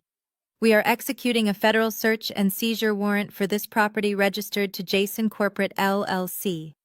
We also have active arrest warrants for Jason and Brenda on charges of federal wire fraud, identity theft, and money laundering. Everyone who does not live here needs to set down their drinks, leave their personal belongings where they are, and proceed slowly toward the front door for identification processing. The clear verbal command acted like a powerful starter pistol for the wealthy elite. The sheer panic of being associated with a high-profile federal raid instantly overrode any social etiquette or loyalty they might have felt toward Kendra. These were people whose entire livelihoods depended on pristine public reputations. The thought of their names appearing on a federal subpoena or being photographed by the press leaving a raided house was completely unacceptable. The sophisticated housewarming party instantly devolved into a frantic, chaotic stampede. Men and women who usually prided themselves on their refined composure were suddenly shoving each other out of the way, desperate to escape the blast radius of Jason's massive financial crimes. They knew that federal investigations were like black holes, relentlessly pulling in anyone who stood too close to the center of the fraud. Crystal champagne flutes slipped from trembling fingers, shattering against the expensive marble floors and soaking the imported rugs. The string quartet practically sprinted past the catering tables, leaving their antique cellos and violins leaning carelessly against the walls. The powerful private equity investors, who had been slapping Jason on the back just minutes ago, now aggressively pushed their way toward the grand entryway, completely ignoring his desperate pleas for them to wait. Kendra's elite art clients, women wearing emerald necklaces and designer gowns, hiked up their skirts and hurried out the door, shielding their faces with their expensive clutches as if the paparazzi were already waiting outside. Jason reached out, grabbing the sleeve of a wealthy real estate developer he had been trying to court all night. "Please," Jason begged, his voice cracking with sheer terror. "You have to tell them I am legitimate. Tell them about my startup." The developer violently yanked his arm away, shooting Jason a look of absolute disgust before practically running out the shattered front door. Kendra stood frozen near the catering bar, watching her entire professional network evaporate in less than 60 seconds. She tried to catch the eye of a prominent gallery owner she had mentored, but the woman looked right through her, speeding past without a single word of comfort. Within 3 minutes, the sprawling living room was completely emptied of its high society guests. The only people left standing in the center of the glittering wreckage were my brother, my mother, my father, and Kendra. They were entirely stripped of their wealthy audience, leaving them utterly exposed to the harsh, unforgiving reality of the federal justice system. The lead agent gave a sharp nod, and 4 agents stepped forward, pulling heavy steel handcuffs from their tactical belts. The illusion of the golden child was officially dead. 2 agents immediately advanced toward my mother. Brenda took a frantic step backward, her expensive designer dress swishing against her legs. She held up her hands as if she could physically wave away the federal government. "You cannot do this!" she shrieked, her voice reaching an unbearable pitch. "I am a respected member of this community. I am a mother. There has been a terrible mistake. I am completely innocent." The taller of the 2 agents did not even blink. He grasped her wrist firmly, swiftly twisting her arm behind her back. Brenda let out a piercing scream of genuine shock as the heavy steel handcuffs snapped shut around her wrists, locking with a sharp metallic click. "Brenda Wilson," the agent stated in a flat, clinical tone, "you are under arrest for federal wire fraud and aggravated identity theft. You have the right to remain silent. I highly suggest you use it right now." My mother dissolved into a puddle of hysterical tears, her carefully styled hair falling into her face as she sobbed uncontrollably. She was instantly reduced from a high society matriarch to a common criminal whining about her tight bracelets. Jason watched his mother get cuffed, his eyes bulging with absolute terror. The reality of a federal prison sentence finally shattered his grand delusions. Instead of facing the consequences like a man, the golden child did what he had always done when things got difficult. He ran. He spun on his heel, his expensive leather shoes slipping frantically on the polished marble floor. He sprinted toward the open patio doors located just a few feet away from where I was quietly standing in the shadows. He moved with the desperate, uncoordinated panic of a hunted animal, knocking over a side table and sending a heavy floral arrangement crashing to the ground. "Jason, stop right there," a tactical agent yelled, drawing a heavy black taser from his belt and breaking into a dead sprint after him. Jason burst through the glass doors and stumbled onto the expansive stone patio. He was running blindly toward the manicured edge of the sprawling backyard, perhaps believing he could somehow disappear into the dark Calabasas hills. But he was wearing a tight tailored suit and smooth-bottomed dress shoes. As he reached the edge of the glowing infinity pool, his right foot violently lost traction on the damp stone. He flailed his arms wildly, desperately, trying to regain his balance. The pursuing federal agent did not hesitate for a single second. He launched himself forward, wrapping his thick, muscular arms tightly around Jason's waist. The sheer forward momentum carried them both right over the edge. With a massive, spectacular splash, my brother and the tactical agent plunged directly into the deep end of the illuminated swimming pool. The water violently churned over the bright underwater lights. A second later, Jason broke the surface, gasping and sputtering loudly for air, his perfectly styled hair plastered flat to his forehead. His luxurious custom blazer was ruined, dragging him down like a heavy soaked anchor. The agent, entirely unfazed by the cold water, aggressively shoved Jason toward the shallow stone steps. "Move," the agent commanded, hauling Jason out of the pool by the collar of his expensive, soaking wet shirt. Jason crawled onto the wet patio stones on his hands and knees, coughing up chlorinated water and shivering uncontrollably in the night air.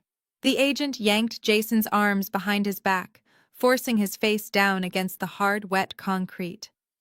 The metallic ratcheting sound of the handcuffs echoed loudly across the silent backyard. "Jason Wilson, you are under federal arrest for money laundering and asset concealment," the agent recited loudly over my brother's pathetic sobbing. Inside the living room, my father watched his entire legacy disintegrate. Thomas stood paralyzed near the catered bar, his mouth hanging wide open in sheer disbelief. As he watched his only son being dragged, dripping wet and handcuffed across the patio, all the color drained from his face. He let out a strange wheeze and suddenly grabbed the center of his chest. His knees buckled beneath him. He collapsed backward, landing heavily onto the white leather sofa. An agent rushed over to check his pulse and call for medical help on the radio. Thomas was not having a fatal heart attack, but he was experiencing a massive, debilitating panic attack as his entire world collapsed around him. Kendra stood frozen near the shattered glass, her arms wrapped tightly around her own waist, staring at the absolute destruction of her short marriage. I remained exactly where I was, watching the scene unfold with absolute emotional detachment. The loud shrieks of my mother, the pathetic shivering of my brother, and the heavy breathing of my father filled the room. It was over. But the federal government was not quite finished.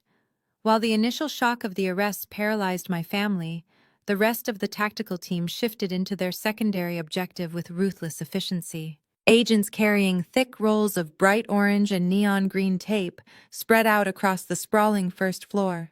They began slapping massive federal seizure notices onto the mahogany walls, the custom marble countertops, and the heavy glass doors. Each sticker bore the intimidating seal of the United States Department of Justice, legally branding the luxury estate as confiscated government property. Kendra watched the systematic dismantling of her glamorous new life in absolute silence, until an agent wearing thick black tactical gloves approached the formal dining area. He walked directly toward a stunning modern abstract painting hanging above the catered buffet. It was a piece Kendra had proudly displayed, a multi-million-dollar canvas she was actively brokering for an elite European client. The agent unceremoniously grabbed the heavy gilded frame and began lifting it off the reinforced wall hooks. "Wait!" Kendra shouted, her voice trembling violently as she finally broke her paralyzed stance. She rushed forward, her emerald green evening gown dragging across the wet marble floor. "You cannot touch that piece of art. That painting does not belong to Jason. It is part of my professional inventory. I am a licensed art broker, and that canvas is on loan from a private gallery in London. It has absolutely nothing to do with this house or his bank accounts." The lead agent. The tall man with the graying hair stepped directly into her path, physically blocking her from reaching the artwork. He looked at her with the cold, clinical detachment of a man who had dismantled hundreds of criminal enterprises. "Are you Kendra Wilson, the legally wedded wife of the primary suspect?" he asked, his voice echoing loudly in the cavernous room. "Yes," Kendra stammered, wrapping her arms tightly around her waist again. "But my business is entirely separate. I keep my finances completely isolated from his. I did not know anything about the stolen tax funds. You have to leave my professional inventory alone. If you seize that painting, my career is completely ruined. I will be sued into absolute bankruptcy." The lead agent did not flinch or offer a single ounce of sympathy. "Ignorance of the crime does not grant you immunity from the severe consequences, Mrs. Wilson," he stated flatly. "Under the strict statutes of federal civil asset forfeiture, any high-value items stored inside a property purchased with illicit funds are subject to immediate government seizure. Your husband used stolen federal tax dollars to buy the roof over your head. Therefore, the government currently views your multi-million-dollar art inventory as co-mingled assets and potential instruments of money laundering." Kendra gasped, stepping backward as if she had just been physically struck. The agent holding the abstract painting successfully unhooked it from the wall, carefully wrapping it in protective plastic before carrying it out the shattered front door. Another team of agents was already moving into the adjacent sitting room, placing federal evidence tags on imported sculptures and antique vases she had meticulously curated. Every piece of her professional credibility was being loaded into government trucks. "You are stripping my entire life away," Kendra whispered, tears of pure panic finally spilling down her perfectly contoured cheeks. "I have absolutely nothing to do with his crimes. I am a victim here." "You are the spouse of an indicted federal criminal," the lead agent corrected sharply.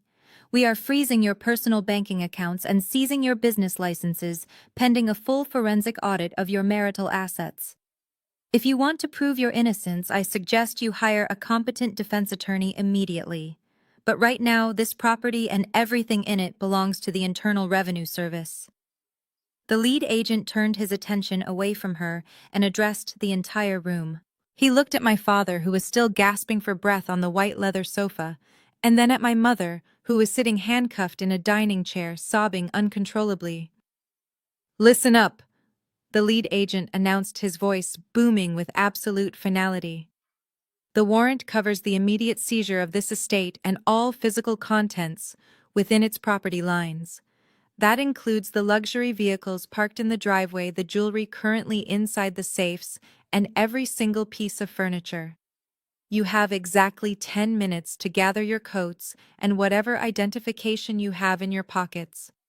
After that, anyone who is not in handcuffs will be forcefully escorted off the premises. You are officially evicted." Kendra looked around the massive living room, her eyes wide with total despair. She walked into this house tonight as a queen. Now she was absolutely ruined. The 10 minutes evaporated in a blur of frantic movement and agonizing humiliation. The federal agents did not offer any extensions. When the deadline hit, they physically herded the remaining occupants toward the grand entryway. I walked out voluntarily, my hands resting comfortably in the pockets of my tailored suit. The cool night air of Calabasas was a sharp contrast to the suffocating panic inside the seized estate. The driveway was a chaotic scene illuminated entirely by the aggressive strobing red and blue lights of the tactical vehicles. Neighbors from the surrounding mansions had spilled out onto their manicured lawns, recording the spectacular downfall of Jason Corporate LLC. My brother was standing near the back of a black sport utility vehicle. He was still dripping wet from his unexpected swim in the infinity pool, shivering violently in the cool breeze. His hands were secured tightly behind his back, and a federal agent stood closely guarding him. My mother was placed into the back of a separate cruiser, her mascara running down her face in dark, jagged streams. Paramedics had arrived for my father, helping him into the back of an ambulance to monitor his panic attack. Then Kendra walked out the front door. She had managed to grab her designer trench coat, wrapping it tightly over her emerald green evening gown. She carried a small leather clutch containing her identification but nothing else. Every piece of jewelry, every designer shoe, every valuable asset she brought into that marriage was left behind, locked inside the federal crime scene. She walked slowly down the front steps, her heels clicking sharply against the concrete. When she saw the neighbors filming her, the sheer humiliation finally broke whatever restraint she had left. She marched directly toward the black vehicle where Jason was standing. The guarding agent stepped forward to intercept her, but Kendra ignored him, her eyes locked entirely on the man who had destroyed her life. Jason looked up at her, his teeth chattering, his soaked hair plastered to his skull. He looked absolutely pathetic. "Kendra?" He stammered, his voice weak and trembling. "Babe, please call my lawyer. Tell him it is a misunderstanding. Tell him to post bail. I can fix this. I promise I can fix this." Kendra did not say a word at first. She simply stared at him, her chest heaving with a mixture of absolute disgust and raw fury. She raised her left hand and grabbed the massive 5-carat diamond engagement ring he had proposed with. The ring she had proudly flaunted to all her elite clients. With a sharp, violent yank, she pulled the ring off her finger. "You cannot fix anything, you pathetic fraud," Kendra screamed, her voice echoing down the entire suburban street. She threw the heavy diamond ring directly at his face. The precious metal struck Jason hard on the cheekbone before bouncing off and clattering uselessly onto the paved driveway. "You stole my reputation. You stole my future. Do not you ever contact me again. I am filing for an annulment tomorrow morning, and I hope they lock you in a federal cell for the rest of your miserable life." Jason flinched, turning his face away as the ring hit him, but he could not raise his hands to protect himself. He just stood there crying as Kendra completely eviscerated him in front of the federal agents and the neighborhood. Kendra spun around, her chest rising and falling rapidly. Her eyes scanned the driveway until they landed on me. I was standing near the edge of the property line, watching the entire spectacle with absolute calm. The anger in her eyes instantly vanished, replaced by a frantic, desperate terror. She practically ran over to me, grabbing my forearm with her trembling hands. "Riley, please," Kendra begged, her voice dropping to a frantic whisper. "You know I had nothing to do with this. You are a forensic accountant. You have all the data. You can trace the funds and prove that my business accounts were completely isolated from his money laundering. Please, Riley. I will pay whatever your firm charges. I will do anything. You have to help me legally detach my name from his crimes before the government seizes my gallery." I looked down at her, hands gripping my sleeve. I felt no pity for the woman who had mocked my clothes and encouraged my brother to spend stolen money. I gently but firmly pulled my arm out of her grasp, taking a deliberate step back. "You told me to stop hoarding pennies," I said, my voice cold and entirely devoid of sympathy. "Start hoarding yours, Kendra. You need them for a defense attorney." I turned my back on her, leaving her standing alone in the driveway, and walked to my car. A full week passed since the flashing red and blue lights illuminated the Calabasas driveway. The dust had settled, but the devastation was absolute. I was sitting at my sleek glass desk in my downtown Los Angeles office, reviewing a completely unrelated corporate audit.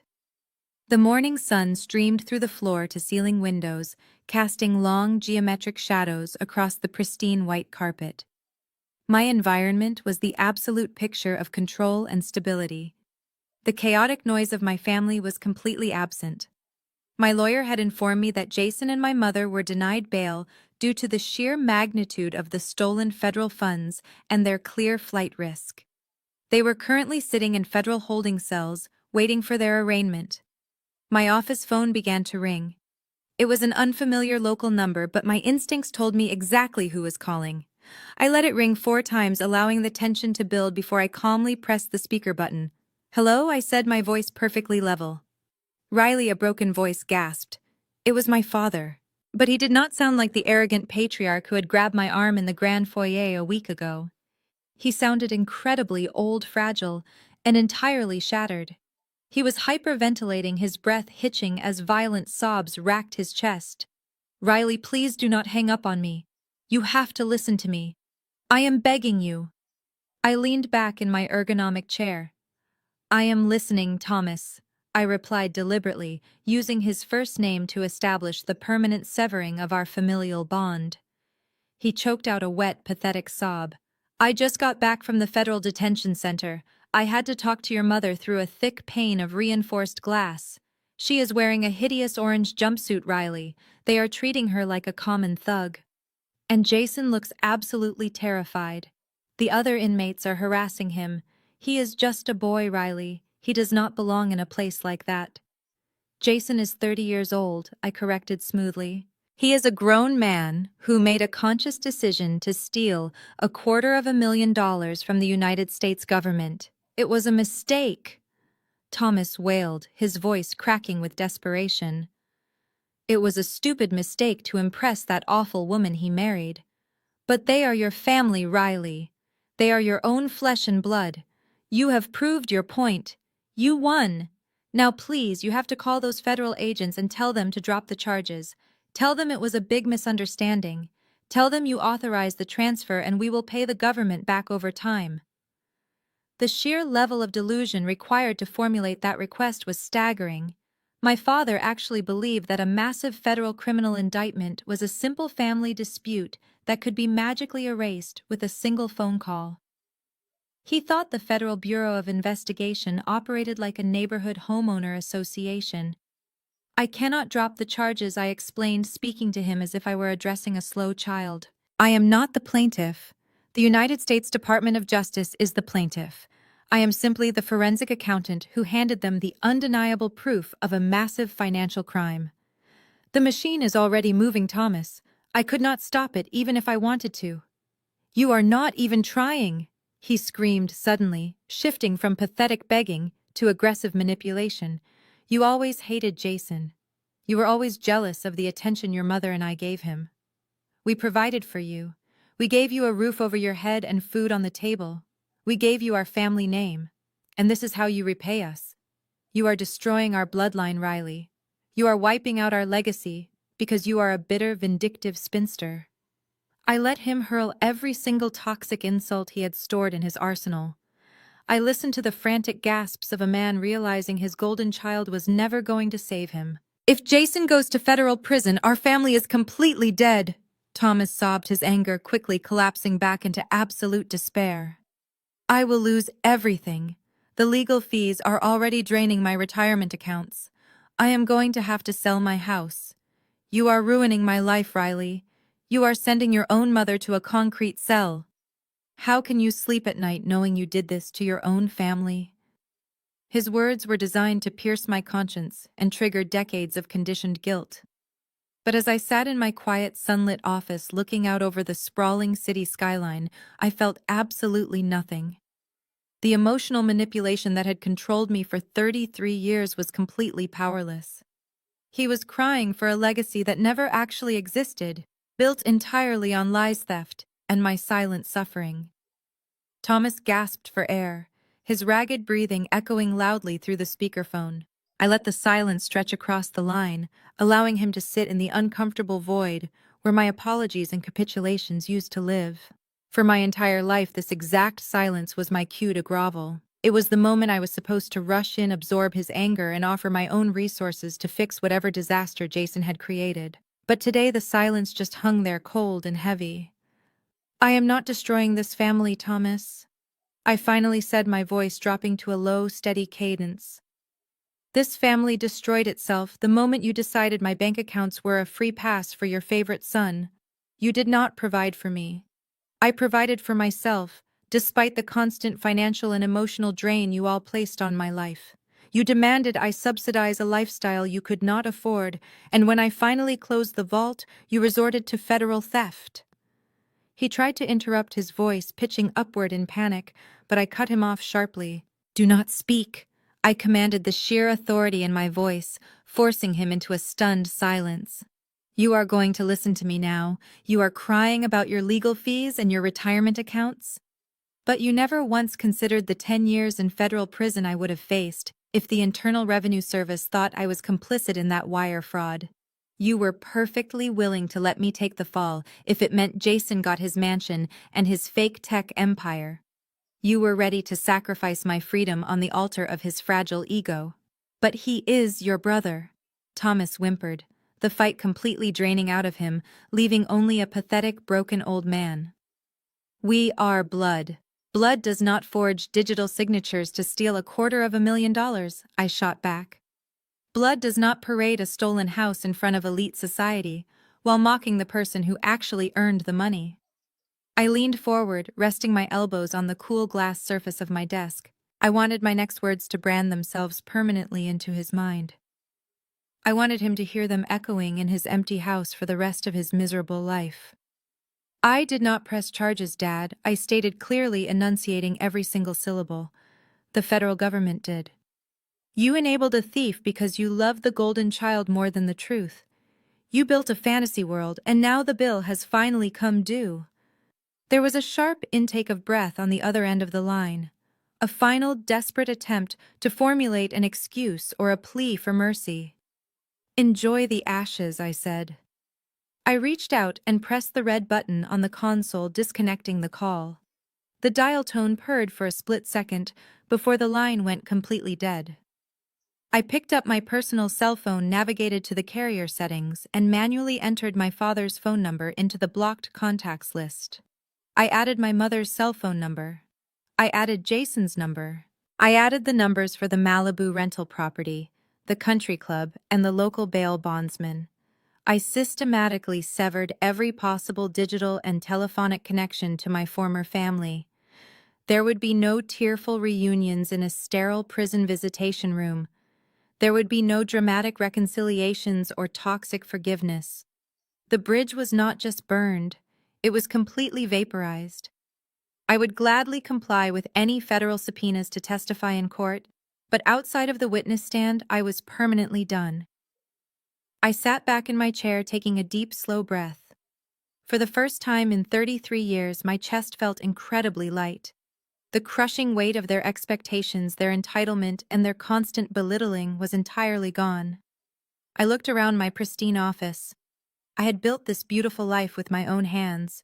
I had earned my corporate title, my pristine credit score, and my absolute financial independence through sheer grit and unmatched competence. Outside the floor-to-ceiling windows, the city of Los Angeles hummed with vibrant energy.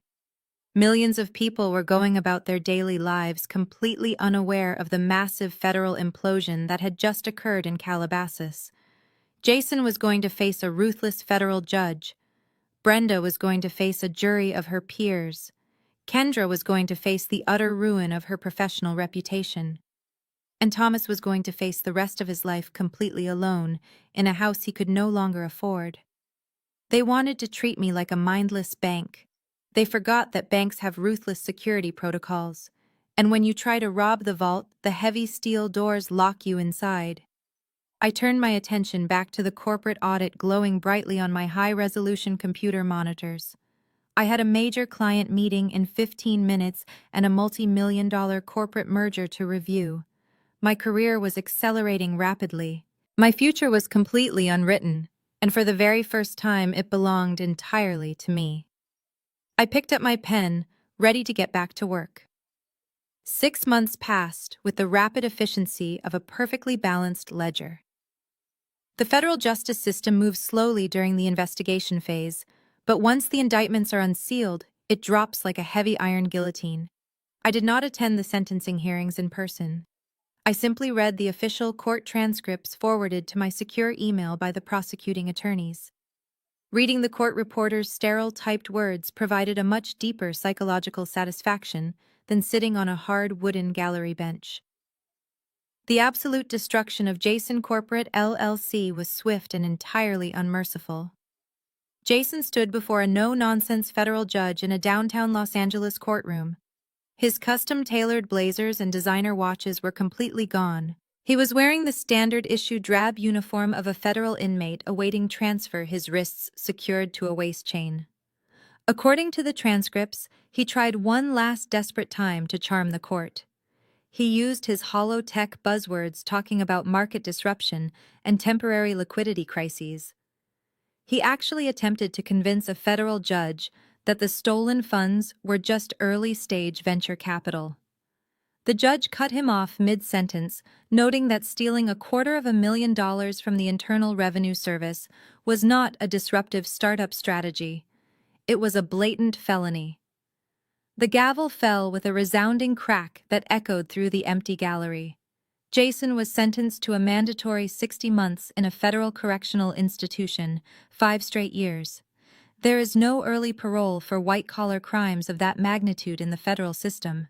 The arrogant golden child who had never worked a hard day in his life was now facing a daily regimen of scheduled head counts, metal toilets, and forced manual labor for pennies an hour. His illusion of dominance was locked inside a concrete box. My mother Brenda managed to avoid joining him behind bars, but her punishment was arguably more agonizing for a woman obsessed with superficial social status.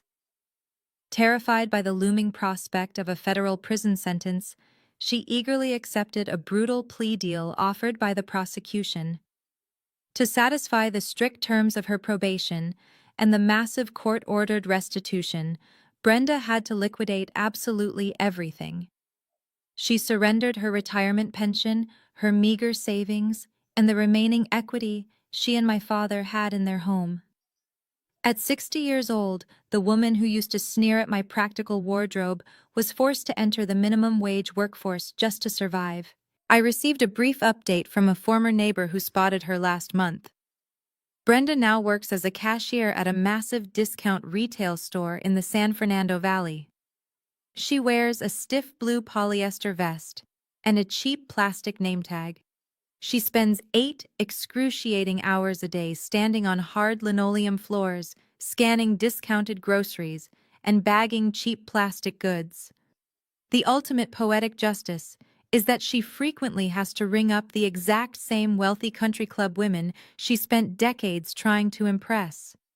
They do not make eye contact with her anymore. They simply take their long paper receipts and walk away, leaving her trapped in a prison of her own public humiliation. Her aching feet and her minimum wage paychecks are a daily reminder of the federal crime she committed. Kendra executed her escape plan with the ruthless precision I always knew she possessed. The morning after the Calabasas raid, she filed an emergency petition for a legal annulment, citing massive financial fraud and criminal deception. A judge granted it rapidly, legally severing her from Jason before his ink was even dry on the federal fingerprint cards. But while she escaped the direct criminal charges, she could not escape the radioactive professional fallout. The federal seizure of her high-value art inventory made national industry news. In the elite luxury art market, reputation and discretion are the only currencies that actually matter. Her high-net-worth clients abandoned her immediately. Nobody wants a broker whose name is permanently attached to a federal money laundering indictment. The major galleries in Los Angeles and New York blacklisted her overnight, refusing to return her phone calls or answer her emails. Stripped of her seized inventory and her elite network, Kendra packed whatever she could fit into 2 designer suitcases and fled the United States entirely. Rumor had it she relocated to a minor secondary market in Eastern Europe, desperately trying to rebuild her shattered career from the absolute bottom.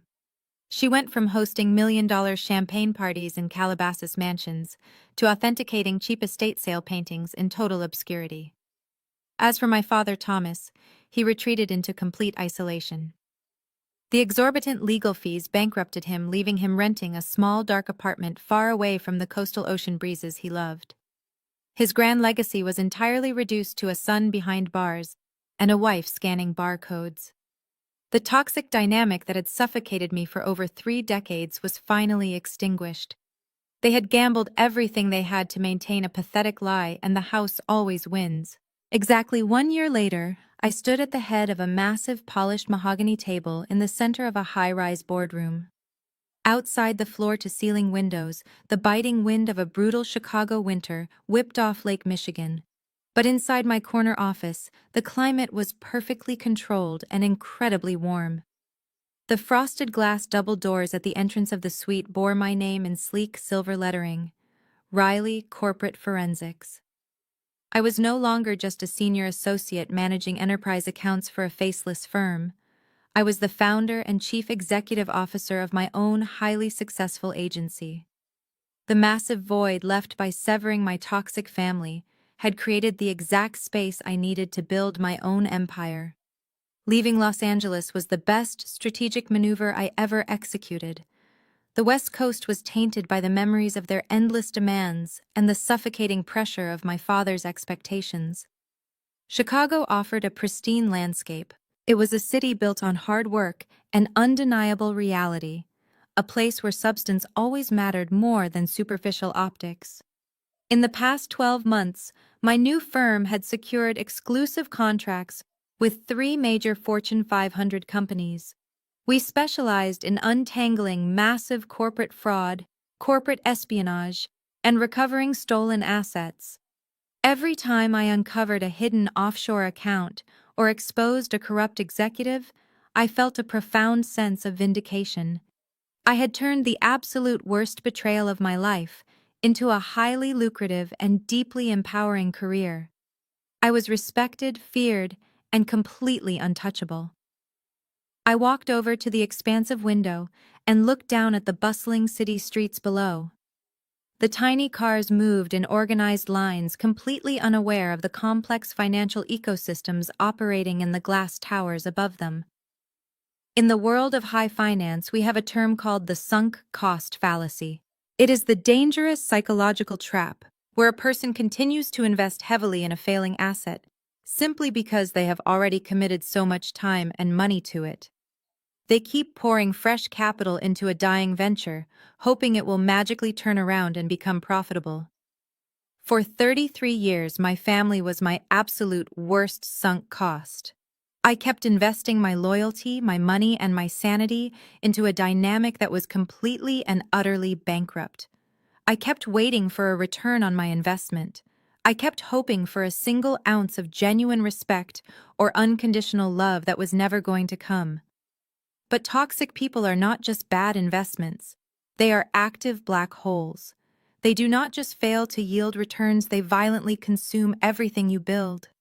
Cutting out the infection of my toxic mother, my enabling father, and my narcissistic brother was not a tragedy. It was the greatest, most profitable investment I ever made. The moment I stopped subsidizing their grand delusions, my entire life skyrocketed. I stopped paying the massive emotional tax of their constant approval seeking. I stopped carrying the heavy mortgage of their manufactured daily crises. I liquidated the fake family unit and kept the only asset that actually had any real value, which was my own undeniable competence and peace of mind. For decades, they looked at me and saw a weak, submissive target. They saw a quiet girl who wore practical clothes and worked long hours in a sterile cubicle. They saw a glorified piggy bank they could smash open whenever Jason needed to fund his next spectacular failure. They assumed my refusal to scream and throw dramatic tantrums meant I was completely powerless against them. They mistook my professional boundaries for a challenge, and my quiet patience for absolute submission. But they fundamentally misunderstood the nature of my profession and the architecture of my mind. They thought my silence was weakness. They did not know it was an audit. I was always watching. I was always calculating the exact deficit of their actions. And when the math finally demanded a complete liquidation, I did not hesitate to close their accounts permanently. I let them steal the rope they desperately wanted, and I simply stood back and watched them tie their own perfect knot. They destroyed themselves because they lacked the one thing you absolutely need to survive in the real world: accountability. I turned away from the window and looked directly at the professional camera setup on my desk, prepared to record the final segment for my corporate podcast.